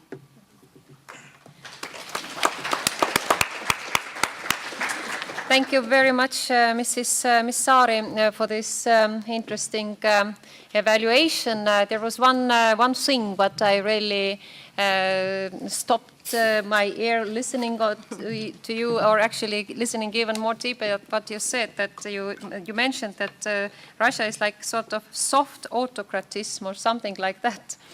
I would say that I can't agree with this, because I think it's a very tough autocratism. And more and more my colleagues here in the European Parliament are starting to compare the Russian regime with the Belarusian regime, especially after the elections in Belarus in December, and after the cases what we have been seeing in Russia happening since December, like the Khodorkovsky and Lebedev's verdict and arrest of Nemtsov, and of course not speaking about the lack of freedom of elections. But nevertheless, here we are for the debate, and also listening to our another speaker from Russia, the current chairman of Yabloko party, which has a long history in the process of independent Russian Federation, a lot of experiences being in politics, being members of State Duma, which is not the case, unfortunately. But let's Mr. Sergei Mitrokhin to explain where they are in the moment, and what are the perspectives for Yabloko, and what are the perspectives for Russia in your view. Please, you have a floor. Thank you very much. Thank you for invitation and for the possibility to have a floor. And excuse me for speaking Russian, because it would be more convenient not only for me, but for you too. Я хотел бы начать. Well, what I'd like to do from the very outset is to immediately address one of the questions in the title of this seminar: Prospects and Challenges for the Modernization of Russia. Prospects and challenges. Well, I could immediately say that the prospects are very dim, very vague, and the challenges are many. there are so many that now will be hard put to list them all here, given the short time of my intervention. So I'm only going to address the largest challenges, in my opinion, in the process of Russia's modernization. In brief, these are two major challenges. These are Russia's totalitarian past and its oligarchic present. Now, in a bit more detail about both of them, the totalitarian past of Russia, 70 years of communism. Don't forget that not a single country in the world, not even North Korea, has seen such a lengthy period of the totalitarian regime of communist nature. All other countries of Central and Eastern Europe, which are making enormous strides today in modernizing their countries, has only lived for 40 or 50, maximum 50 years under communism. Whereas Russia had spent 70 years under communism. At the same time, it spent 20 years or 30 years in the face of the most authoritarian communism possible, which Central European countries did never experience. During that time, there were some irreversible changes in the country taking place, which by and large had destroyed all possible premises for further rapid progress. Now, what I believe is the greatest trouble brought to Russia by communism, it had destroyed not only the civil society in Russia, it destroyed the very society in Russia as the living tissue of social connections, or perhaps horizontal solidarity. The society was totally fractured, and society today, the Russian society today, following communism, is still very weak.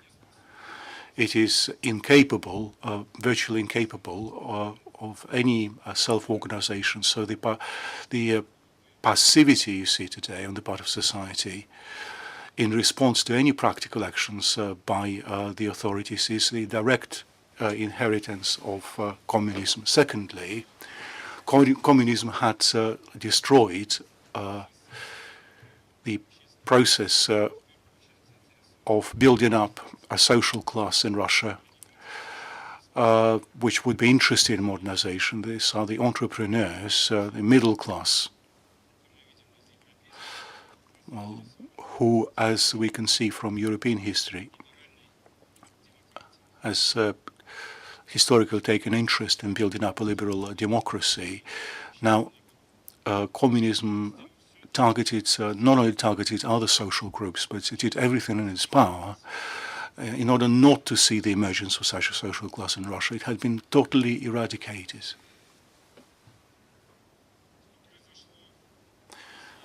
Now, what happened following the collapse of communism in Russia? Well, yes, indeed, the doors opened, or rather a large window of opportunity for further progress in the country. But to our great regret, that window had been very rapidly shut close. It's very important to bear in mind the fact that despite all the radical reforms undertaken in the 1990s, Russia has nevertheless has retained a certain continuity after the Soviet period, both legal continuity, because Russia has inherited its legal system from the USSR, having ignored the fact that the USSR was set up in an illegitimate way in itself. But Russia had also renounced the process of de-Sovietization, de-Stalinization of its own society. That was one of the root causes for the emergence of those challenges to modernization we're discussing today. For example, if you take post-war Germany, if they did not have any denazification, what kind of modernization would they have had? Whereas back in the 1990s, the Russian reform did not undertake anything of the kind of the denazification in Germany. There were some superficial condemnations, but there was no systemic policy of de-Sovietization. And once again, West Germany, which had spent 12 years under a totalitarian regime, and Russia that has, compare that to Russia that had spent 70 years under a totalitarian regime. And yet they haven't done anything of the sort that they did in Germany to overcome their totalitarian past.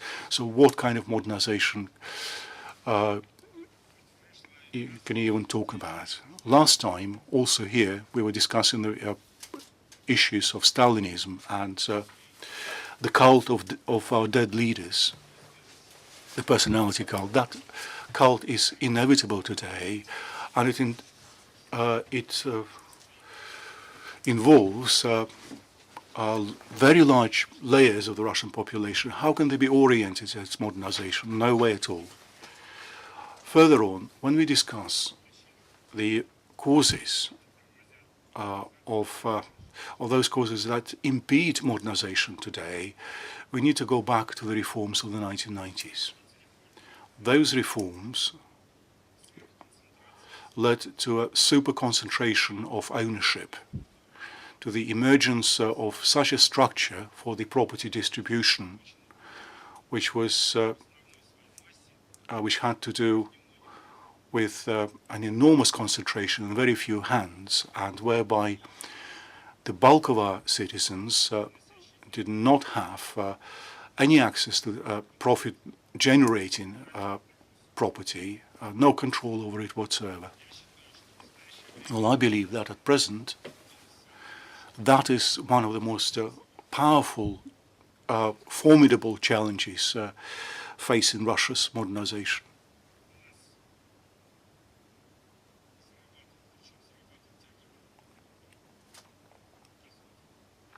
Well, profits, enormous profits can be made in Russia only by those who already have enormous assets, and those who don't have those assets are not in a position to earn their livelihood, and the property rights have not been assured in Russia, because back in the 1990s our reformers did the redistribution without any recourse to the law. Major industries, most profitable industries, were handed over to a very limited group of people in the absence of any legal grounds, on the basis of presidential decrees alone. And so what kind of law-abiding state, rule of law, can you speak of in Russia today?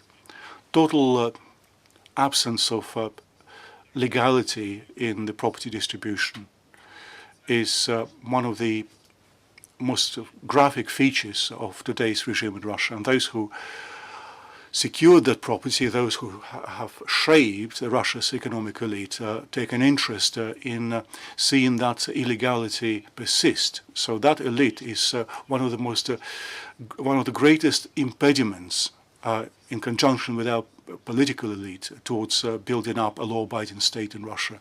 Because a law-abiding state in Russia, as far as they're concerned, would hit their profits, would hit their pockets. What has happened in Russia, what happened in Russia back in the 1990s in brief? In the early 1990s, under Yeltsin's leadership, some kind of semblance of a democratic system was built, not in a very seemly fashion, with shooting at the parliament, etc. But some kind of a democratic constitution was put into place, but that was quite superficial because Mr. Gaidas, Mr. Chubais and other reformers' efforts led to a purely oligarchic content of that reform. I would be very tempted to claim that Putin's role boils down to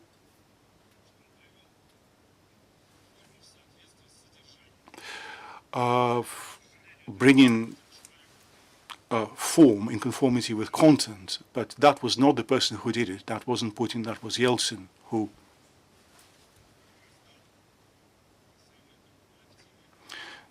had handed out Russia's major assets to a handful of bankers in exchange for their financial support. So those bankers already been owners of Russia's major industries also gained their direct influence, I would even say decisive influence, to bear on Russia's key decisions, governmental decisions.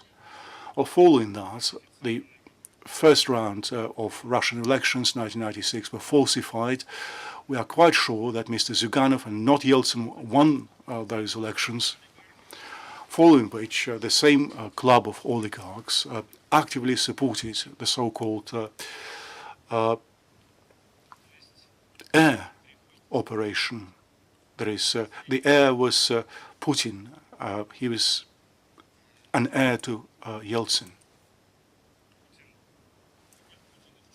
Putin's role was to, well, indeed, to make the system more authoritarian, but well, I wonder how could it happen otherwise, given the then structure of ownership, the handful of those who owned everything,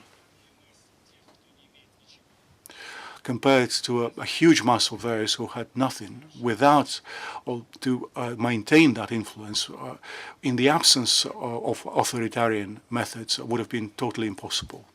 Because of all that, we can conclude that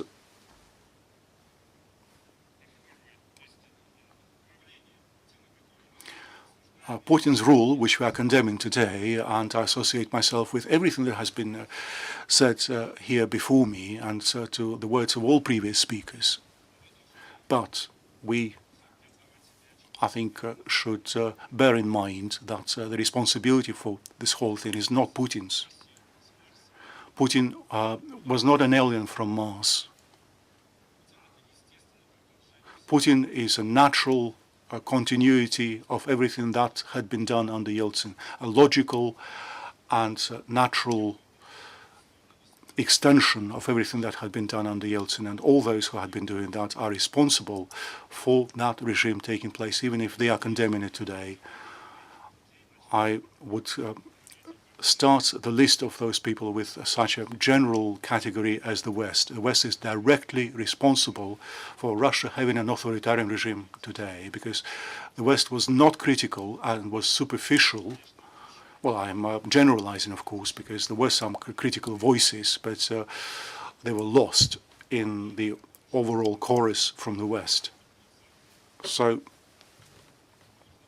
the West enthusiastically supported everything that was being done under Yeltsin, because all of that was being done under the slogan of freedom and democracy, and the fact that the real content of that of those reforms was not in line with freedom and democracy was not of any concern to anybody, because it was much easier to believe in it all, to just take his word. Now, the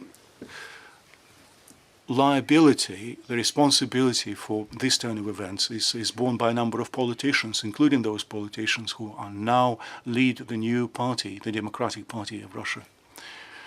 That you heard Mikhail Kasyanov refer to.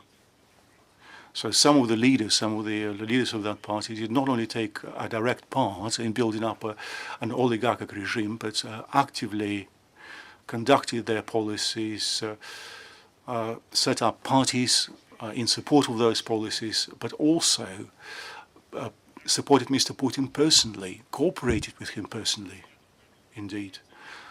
Back in 1999, Jabloko used to point out that Putin was an authoritarian leader that we couldn't allow to come to power. And back in 2000, we forwarded our own candidate, Mr. Grigory Yavlinsky, during the elections. Putin won, and those politicians assisted in that. Also because he was very successful in waging a war in Chechnya. Because at the time they used to believe that he was a Democrat, although we were trying to try and show that that was not the case. That was back in 2000. So I wonder, I'd like to ask you why Jabloko today is expected to join in with those politicians, although they are refusing to recognize, to acknowledge any share of responsibility for what they used to do back in the 90s and in the early noughties. We have addressed them on a number of occasions. Do acknowledge those mistakes, then we would be happy to be part of a joint platform. But they would say that we need to forget it all because it's all in the past. And we have more urgent concerns today, so let's try and jointly fight this regime that they engendered themselves with their own hands back in the 1990s without analyzing any root causes for why that regime emerged in the first place. But at the same time, we hope we wish them all the success. They are entitled to their own political program, and we are prepared to cooperate with them, to engage with them on a number of issues, a wide range of issues. Now, when it comes to the need for political reform to Russia, our views are quite close compared to those politicians.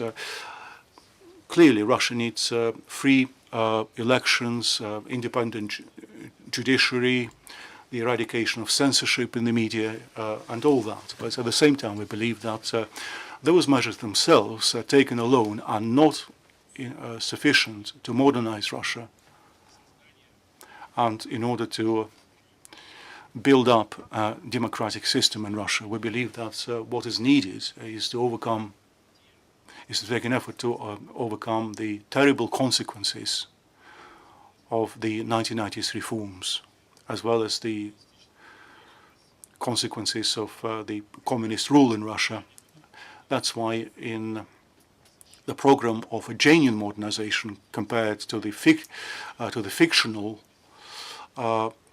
modernization of Mr. Medvedev, which is pure PR, genuine modernization needs to target all of the areas I've briefly eliminated, a genuine de-Sovietization of Russian society, as well as the state, the overcoming of a totalitarian past, and as well as what is absolutely needs to be done to alter the very unfair oligarchic ownership structure where Russia closely resembles Egypt and other Middle Eastern countries, where we are seeing revolutions in process today. Unless we remove that oligarchic system through legal means, clearly, unless we redistribute ownership rights away from the few to the many towards a wide class of proprietors, we would never be able to, or we'd never be in a position to set up a genuinely functioning democracy in Russia. Unless we do all that, unless we address property rights, unless we try and eradicate oligarchy in Russia, but hold free elections. Who do you think would win those elections? Clearly those who will be financed by the oligarchs. And we will see a reproduction of the same society that was being built back in the 90s and exists today in a more totalitarian form. So we will close that vicious circle once again, going back to square one.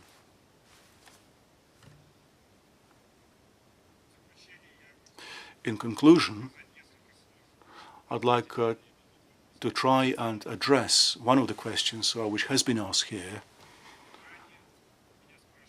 and which I was asked on a number of occasions in the past, namely, what could be the role played by the European Union in the process of Russia's modernization? Well, I believe that that role could be a very serious one if at last the European Union develops some kind of a comprehensive strategy vis-à-vis Russia. Today, unfortunately, that system is not in place, and the Partnership for Modernization program, in my view, does not contain such a strategy. We believe that that document needs to be filled with specific proposals originating both from Russian and European business circles, as well as other circles of society, but not the kind of business that gains mega bucks today because of its closeness to Russian power, to the Russian government, but the kind of business which today barely manages to make ends meet. But without the involvement of those businesses, no modernization can succeed in Russia. I believe that the European Union and Russia, as a cultural communion, needs to become a source, well, it is a source already, but to a large extent in the future it needs to become a source of cultural value-related influences on Russia, a flow of values, of cultural, social,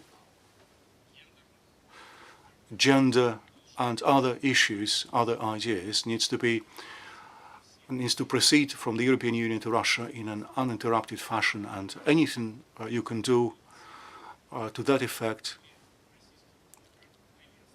on the part of the European Union, we, Russian Democrats, will welcome. We believe that the educational, common joint educational programs, exchanges, internships by Russian students, or perhaps even school children in Europe, need to be expanded.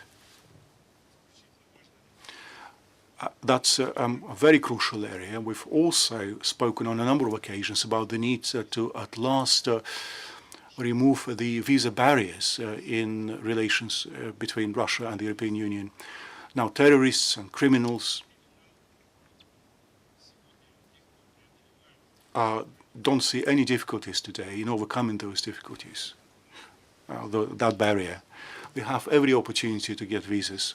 Many Russian citizens, on the other hand, are not in a position to visit Europe today and to see for themselves how your society functions, in what life is like. In that way, a very important influence for bringing European values to bear on Russia is not being utilized.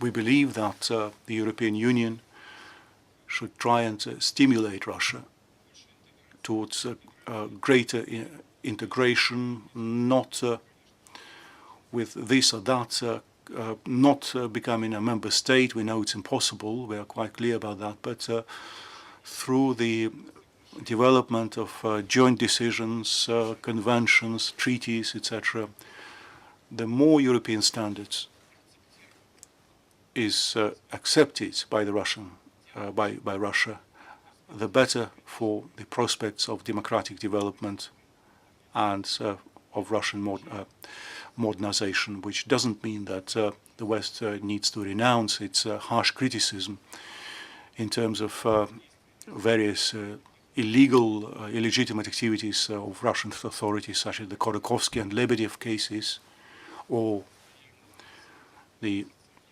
constant jailing of opposition members, etc. These critical assessments are needed, and we are counting on them. But we believe that these incorrect actions by the Russian leadership that are being condemned by Europe could not be seen as the grounds for arresting the process of our joint integration between the European Union and Russia, because if you were to do that, that would lead to even greater authoritarianism in our country. That would create in our country an atmosphere of anti-Western hysteria, which would be detrimental also to Russian democracy, its first fruits, and more directly to the Russian democratic opposition. I think I have already exhausted the time which has been given to me, as Kristiina is suggesting. Once again, thanks very much for an opportunity to address you. I believe that the kind of seminars that are held by the ALDE group of the European Parliament is the kind of platform where we can have a genuine exchange of views, and I would also very much hope that these platforms grow in number. Thank you.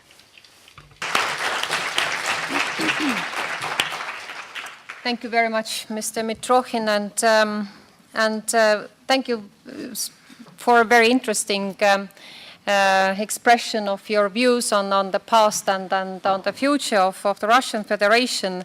Of course, even we here in the European Union, we have to defend democracy on daily basis, every day, and therefore, of course, it's so different to implement democracy in Russian Federation with a past as you described, but nevertheless, I would not agree with all what you said, and especially when you described the developments in 90s during President Yeltsin's time. Of course, they made mistakes, but this was the 90s. These were the time where really there was the attempt to democratize Russia, to go to the liberal economic reforms, to implement the political freedoms like free elections, free media, free associations,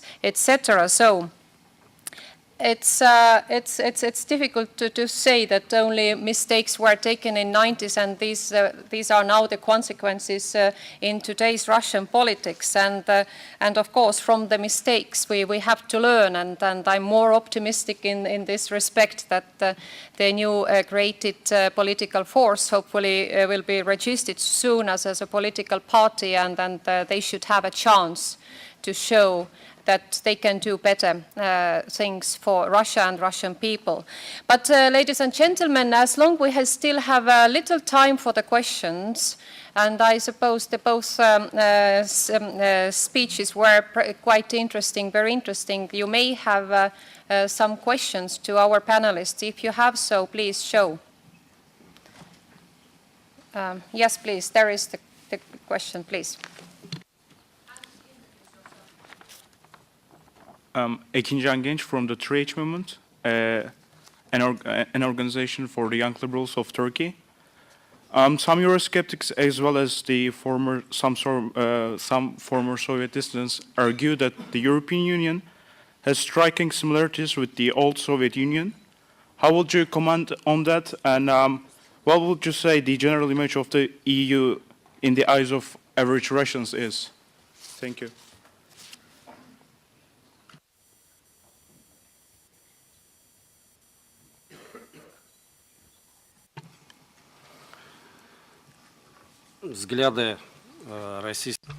All right. What do ordinary Russians think about the European Union and the West in general?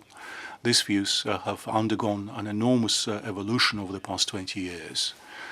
Back in the early 1990s, a great deal of hope was being pinned on the fact that Russia and the Soviet Union on the whole at the time would be in a position to close in to Western standards of life very rapidly in a very short time. That's why Yeltsin received and his team had broad support, but then people were disappointed when they saw how poor they became, that monstrous inflation that was observed had eaten into their savings, and although shelves of shops had filled, they had no money in their pockets to buy them. So that led to a bitter disappointment in European values and democracy as a whole, which led to the process of an alienation from the West, and nationalist forces also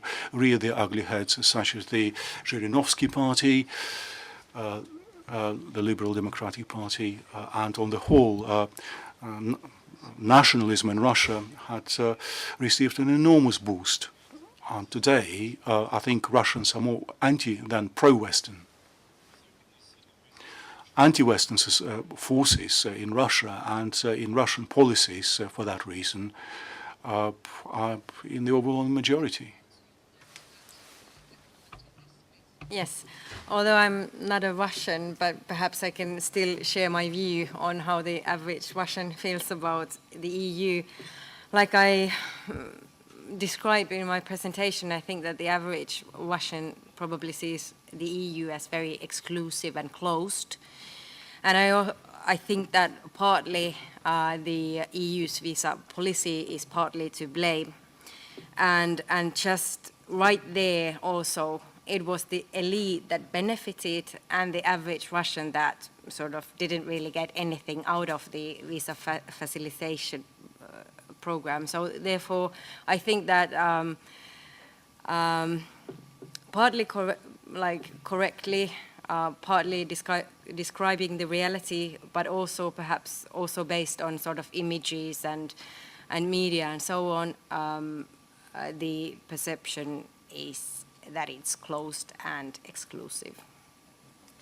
Well, thank you very much for this. And I take one more question, and then we go to our next speaker. Just in the last row, there is the question.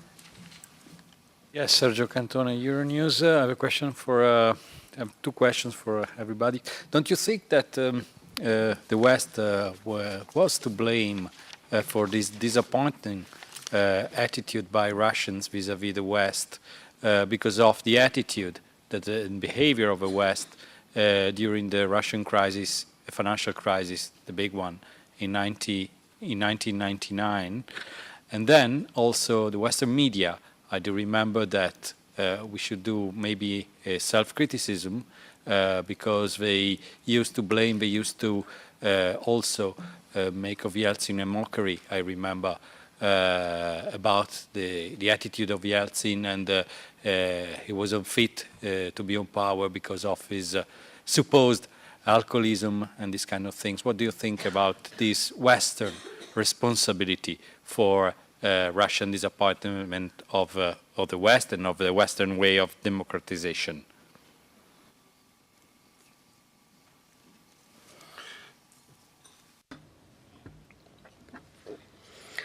Well, I'll have to repeat what I already said before. I do think that West has the share of responsibility, great share of responsibility in everything that is happening, because West was supporting everything that was happening in the 90s, that didn't criticize really what was happening. And at those days, West was saying that, yes, we know that there is corruption in Russia, but they are, these corrupted people are in the process of building but democracy, and we should forgive them. So I do think that West has responsibility for everything that is happening in Russia, and West was supporting Putin for a long time after he came to power, because you had to buy gas and oil in Russia. And again, you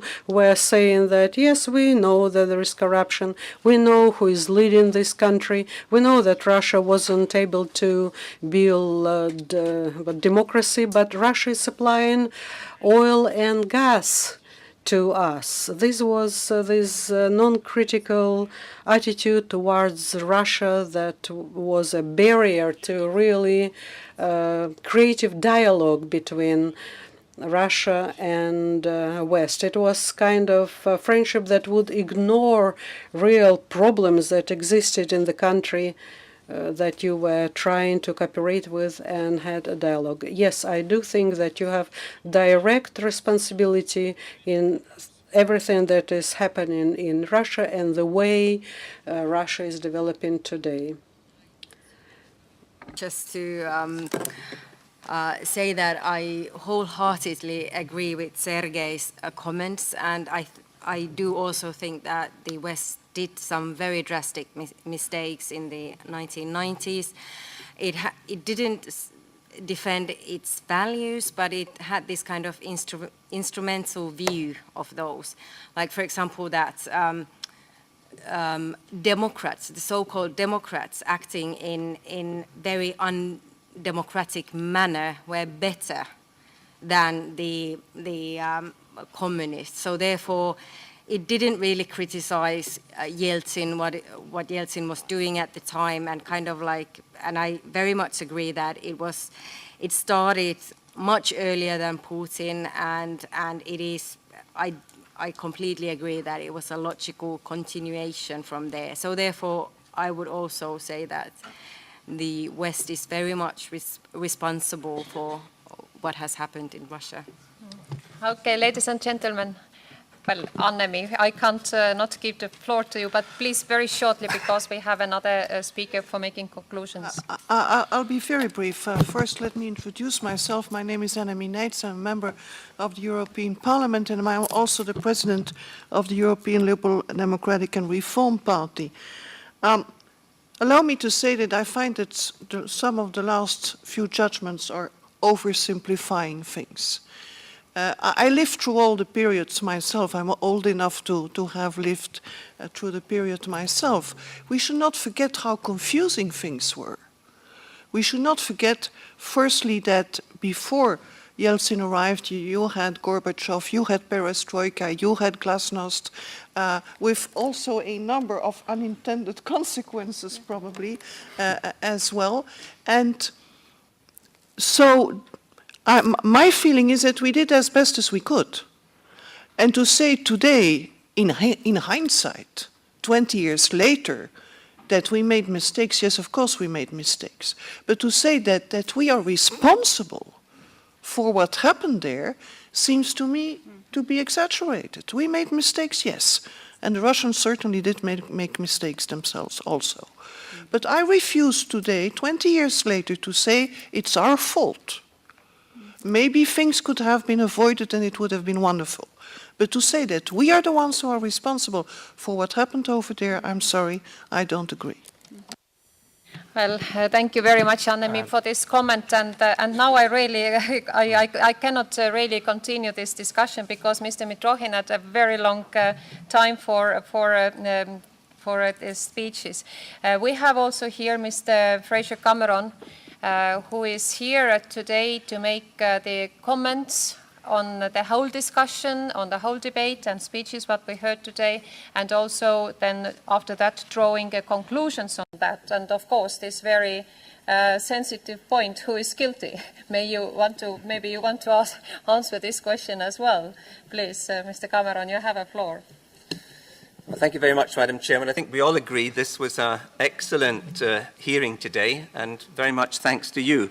I think one of the lessons we can draw from today is the importance of raising awareness, and I can't think of anyone in Brussels who does more to raise awareness about the current situation in Russia than you. So thank you very much for organizing this and providing such excellent speakers. Having said that, I think there was perhaps a couple of elephants missing in the room. Obviously, we didn't have anyone from the Kremlin commenting on some of our panelists. We didn't have anyone directly involved in from the European Commission on the EU-Russia negotiations. So I want to try and give a slightly more realpolitik perspective. There's a couple of issues that we're missing. We can all agree on how bad things are in Russia. We got this in spades today from all of our panelists. There was a great deal of consensus here. But the first question is, can you ignore Russia? And the answer is no. You see this obviously from a United States perspective, and the US obviously has an influence on Europe in terms of needing Russia for Afghanistan, for Iran, and for proliferation issues. These weren't really mentioned today, but I can assure you they do play an important role in thinking in Washington, Brussels, Berlin, London, Paris, in terms of the overall attitude towards Russia. Secondly, I think in terms of the EU-Russia relationship, you're always going to have this tension between, and it was spelled out very clearly by all of our speakers today, and particularly Sinikuka, the dilemma between stability and democracy. Now, we don't obviously see this dilemma just with regard to Russia. We see this dilemma with regard to many countries, particularly in our immediate neighborhood. I would certainly think we should start by being modest. Modest in terms of what we, as a relatively young European Union with limited instruments, limited competencies, can actually do to effect change. Change essentially comes within these countries unless they're applying for membership of the European Union, in which case we do have rather considerable leverage. But if you do not have this golden carrot, our leverage is actually very limited. And why do I say modest? Because we have failed to deal with some pretty important issues rather closer to home. Think of Cyprus, think of Kosovo, think even of the name Macedonia we're unable to solve. So the idea that we can use our transformative powers way beyond our shores has to be taken, I think, with some caution. Our resources and abilities are rather limited. You add on the obvious divisions within our member states on issues. Think of the deal that was signed last week between France and Russia selling the Mistral warships, for example. Then you have an added degree of difficulty in getting a coherent EU position here. So don't let anybody think it's easy. It's not. And one question on the history, because I also lived through the experience. I was actually dealing with Russia in the European Commission, and I've just written one plug. I've just written an article with Ron Asmus on exactly this theme in Chatham House's World Today, which says, yes, we made mistakes, but we did not set out deliberately to weaken Russia. And that's the point that the Putinists are making, that somehow there was a plot in Washington and Brussels and elsewhere to weaken Russia. There was no plot. Certainly I never heard of any plot. We were confused. We didn't know what was going on. We didn't want Zhirinovsky to come to power, so we stuck with Yeltsin. And certainly we had mistakes there, but that, I think, was a symbol of the confusion at the time. So let's bring it up to date in what we do with the EU-Russia relationship. And here, I think, Lilia made a good statement today: practice what you preach. Conditionality, and how do you actually impose that? Everyone, including Mr. Kasyanov, came out in terms of the problems inside Russia. How does the European Union actually go about attempting to bring about any change? The Commission will say strategic patience. We have no alternative but to engage with Russia as our big neighbor, member of the UN Security Council, the geopolitical issues I mentioned earlier, the fact that there's a direct neighbor in terms of cross-border issues, whether it's pollution, whether it's visas, the environment, etc., etc. We cannot avoid Russia. We have to deal with Russia. This is the Commission's rather pragmatic view. Then you come to the question, well, is the EU-Russia partnership the right vehicle for this? The Commission's view would be, yes, as long as it's a comprehensive package and we make sure that we make progress on all fronts, including energy, trade, investment, as well as human rights. That is essentially the Commission's point of view. I don't see anything fundamentally wrong with that if you can bring about this complete package. But of course, there is a question mark so far as to whether we're going to be able to do it. And Sinikuku takes the view that so far there's not much evidence to show that we are going to get a good deal, so let's think about other alternatives. My view is, don't give up so soon. There are, I think, signs that the Russian side is moving on various issues, and therefore it's worth at least carrying on to see where we go to during the course of this year. What can the various EU institutions do? Well, first, the European Parliament. Raising awareness, yes. I think it really worried the Russians that you took the steps you did with Magnitsky. I think the prospect of a visa ban brought them quite quickly to Brussels to say, what's going on here? Why are you doing this? I think that was a good move. Because you're quite right to point out that it's a sign of an essentially sick society when so much money is leaving Russia and so many children are leaving Russia to be educated in the West, and so many of the brightest and best students and young people are leaving Russia to go and live in London, Frankfurt, New York, wherever. That is a sign of a rather sick society. They are not going back. They are not going back to seek opportunities, and that, I think, is a real serious problem. So, what Sergei said, increasing exchanges, education, that is obviously where a lot of the impact is now. Erasmus, Mundus, etc. There need to be far more Russian students coming to the EU and vice versa. Because one of the problems is we are seeing a decline in Europe and in the United States, a huge decline in Russian studies.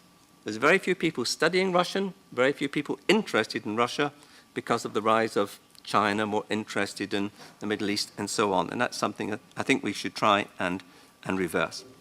So, conditionality, yes, but you have to recognize the limits of that. Practice what you preach is a good motive. And Lilia again brought up the examples of the BP Rosneft deal. So what kind of example does this give to people trying to pursue a consistent policy? So we have to do homework within the EU. We have to have a rather more open debate, not only in the European Parliament, but also in the Council, about how we see Russia and what the rules of engagement are. Now, there are signs that the differences that were so obvious a few years ago after the enlargement of the European Union in 2004, they're closer now. Take the position of Poland, for example. It's much more closer to the mainstream of the EU than it was a few years ago, similarly with the Baltic states. So the prospects for a more coherent EU policy are better now than they have been for some time, but we still have to get the rules of engagement right. We still have to maintain our values are important, even though we understand that the present regime certainly does not share these values.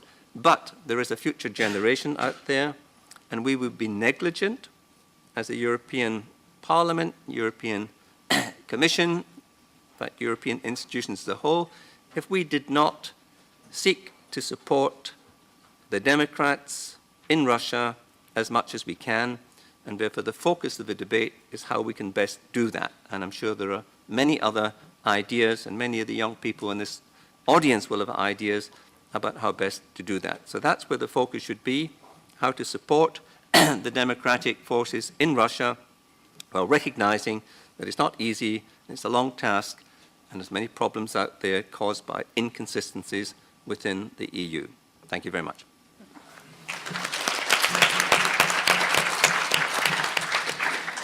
Mr. Cameron, thank you very much for your bright and balanced comments and conclusion of our today's debate and hearing. I'd also like to thank very much all participants who came here today, who were thinking with us, and I hope that we will meet again next time in the next similar discussion on Russian Federation. And also, I'd like to invite people to the reception, which will be open soon, just in the corner behind this room. So you are all welcome and enjoy your evening. Thank you for coming.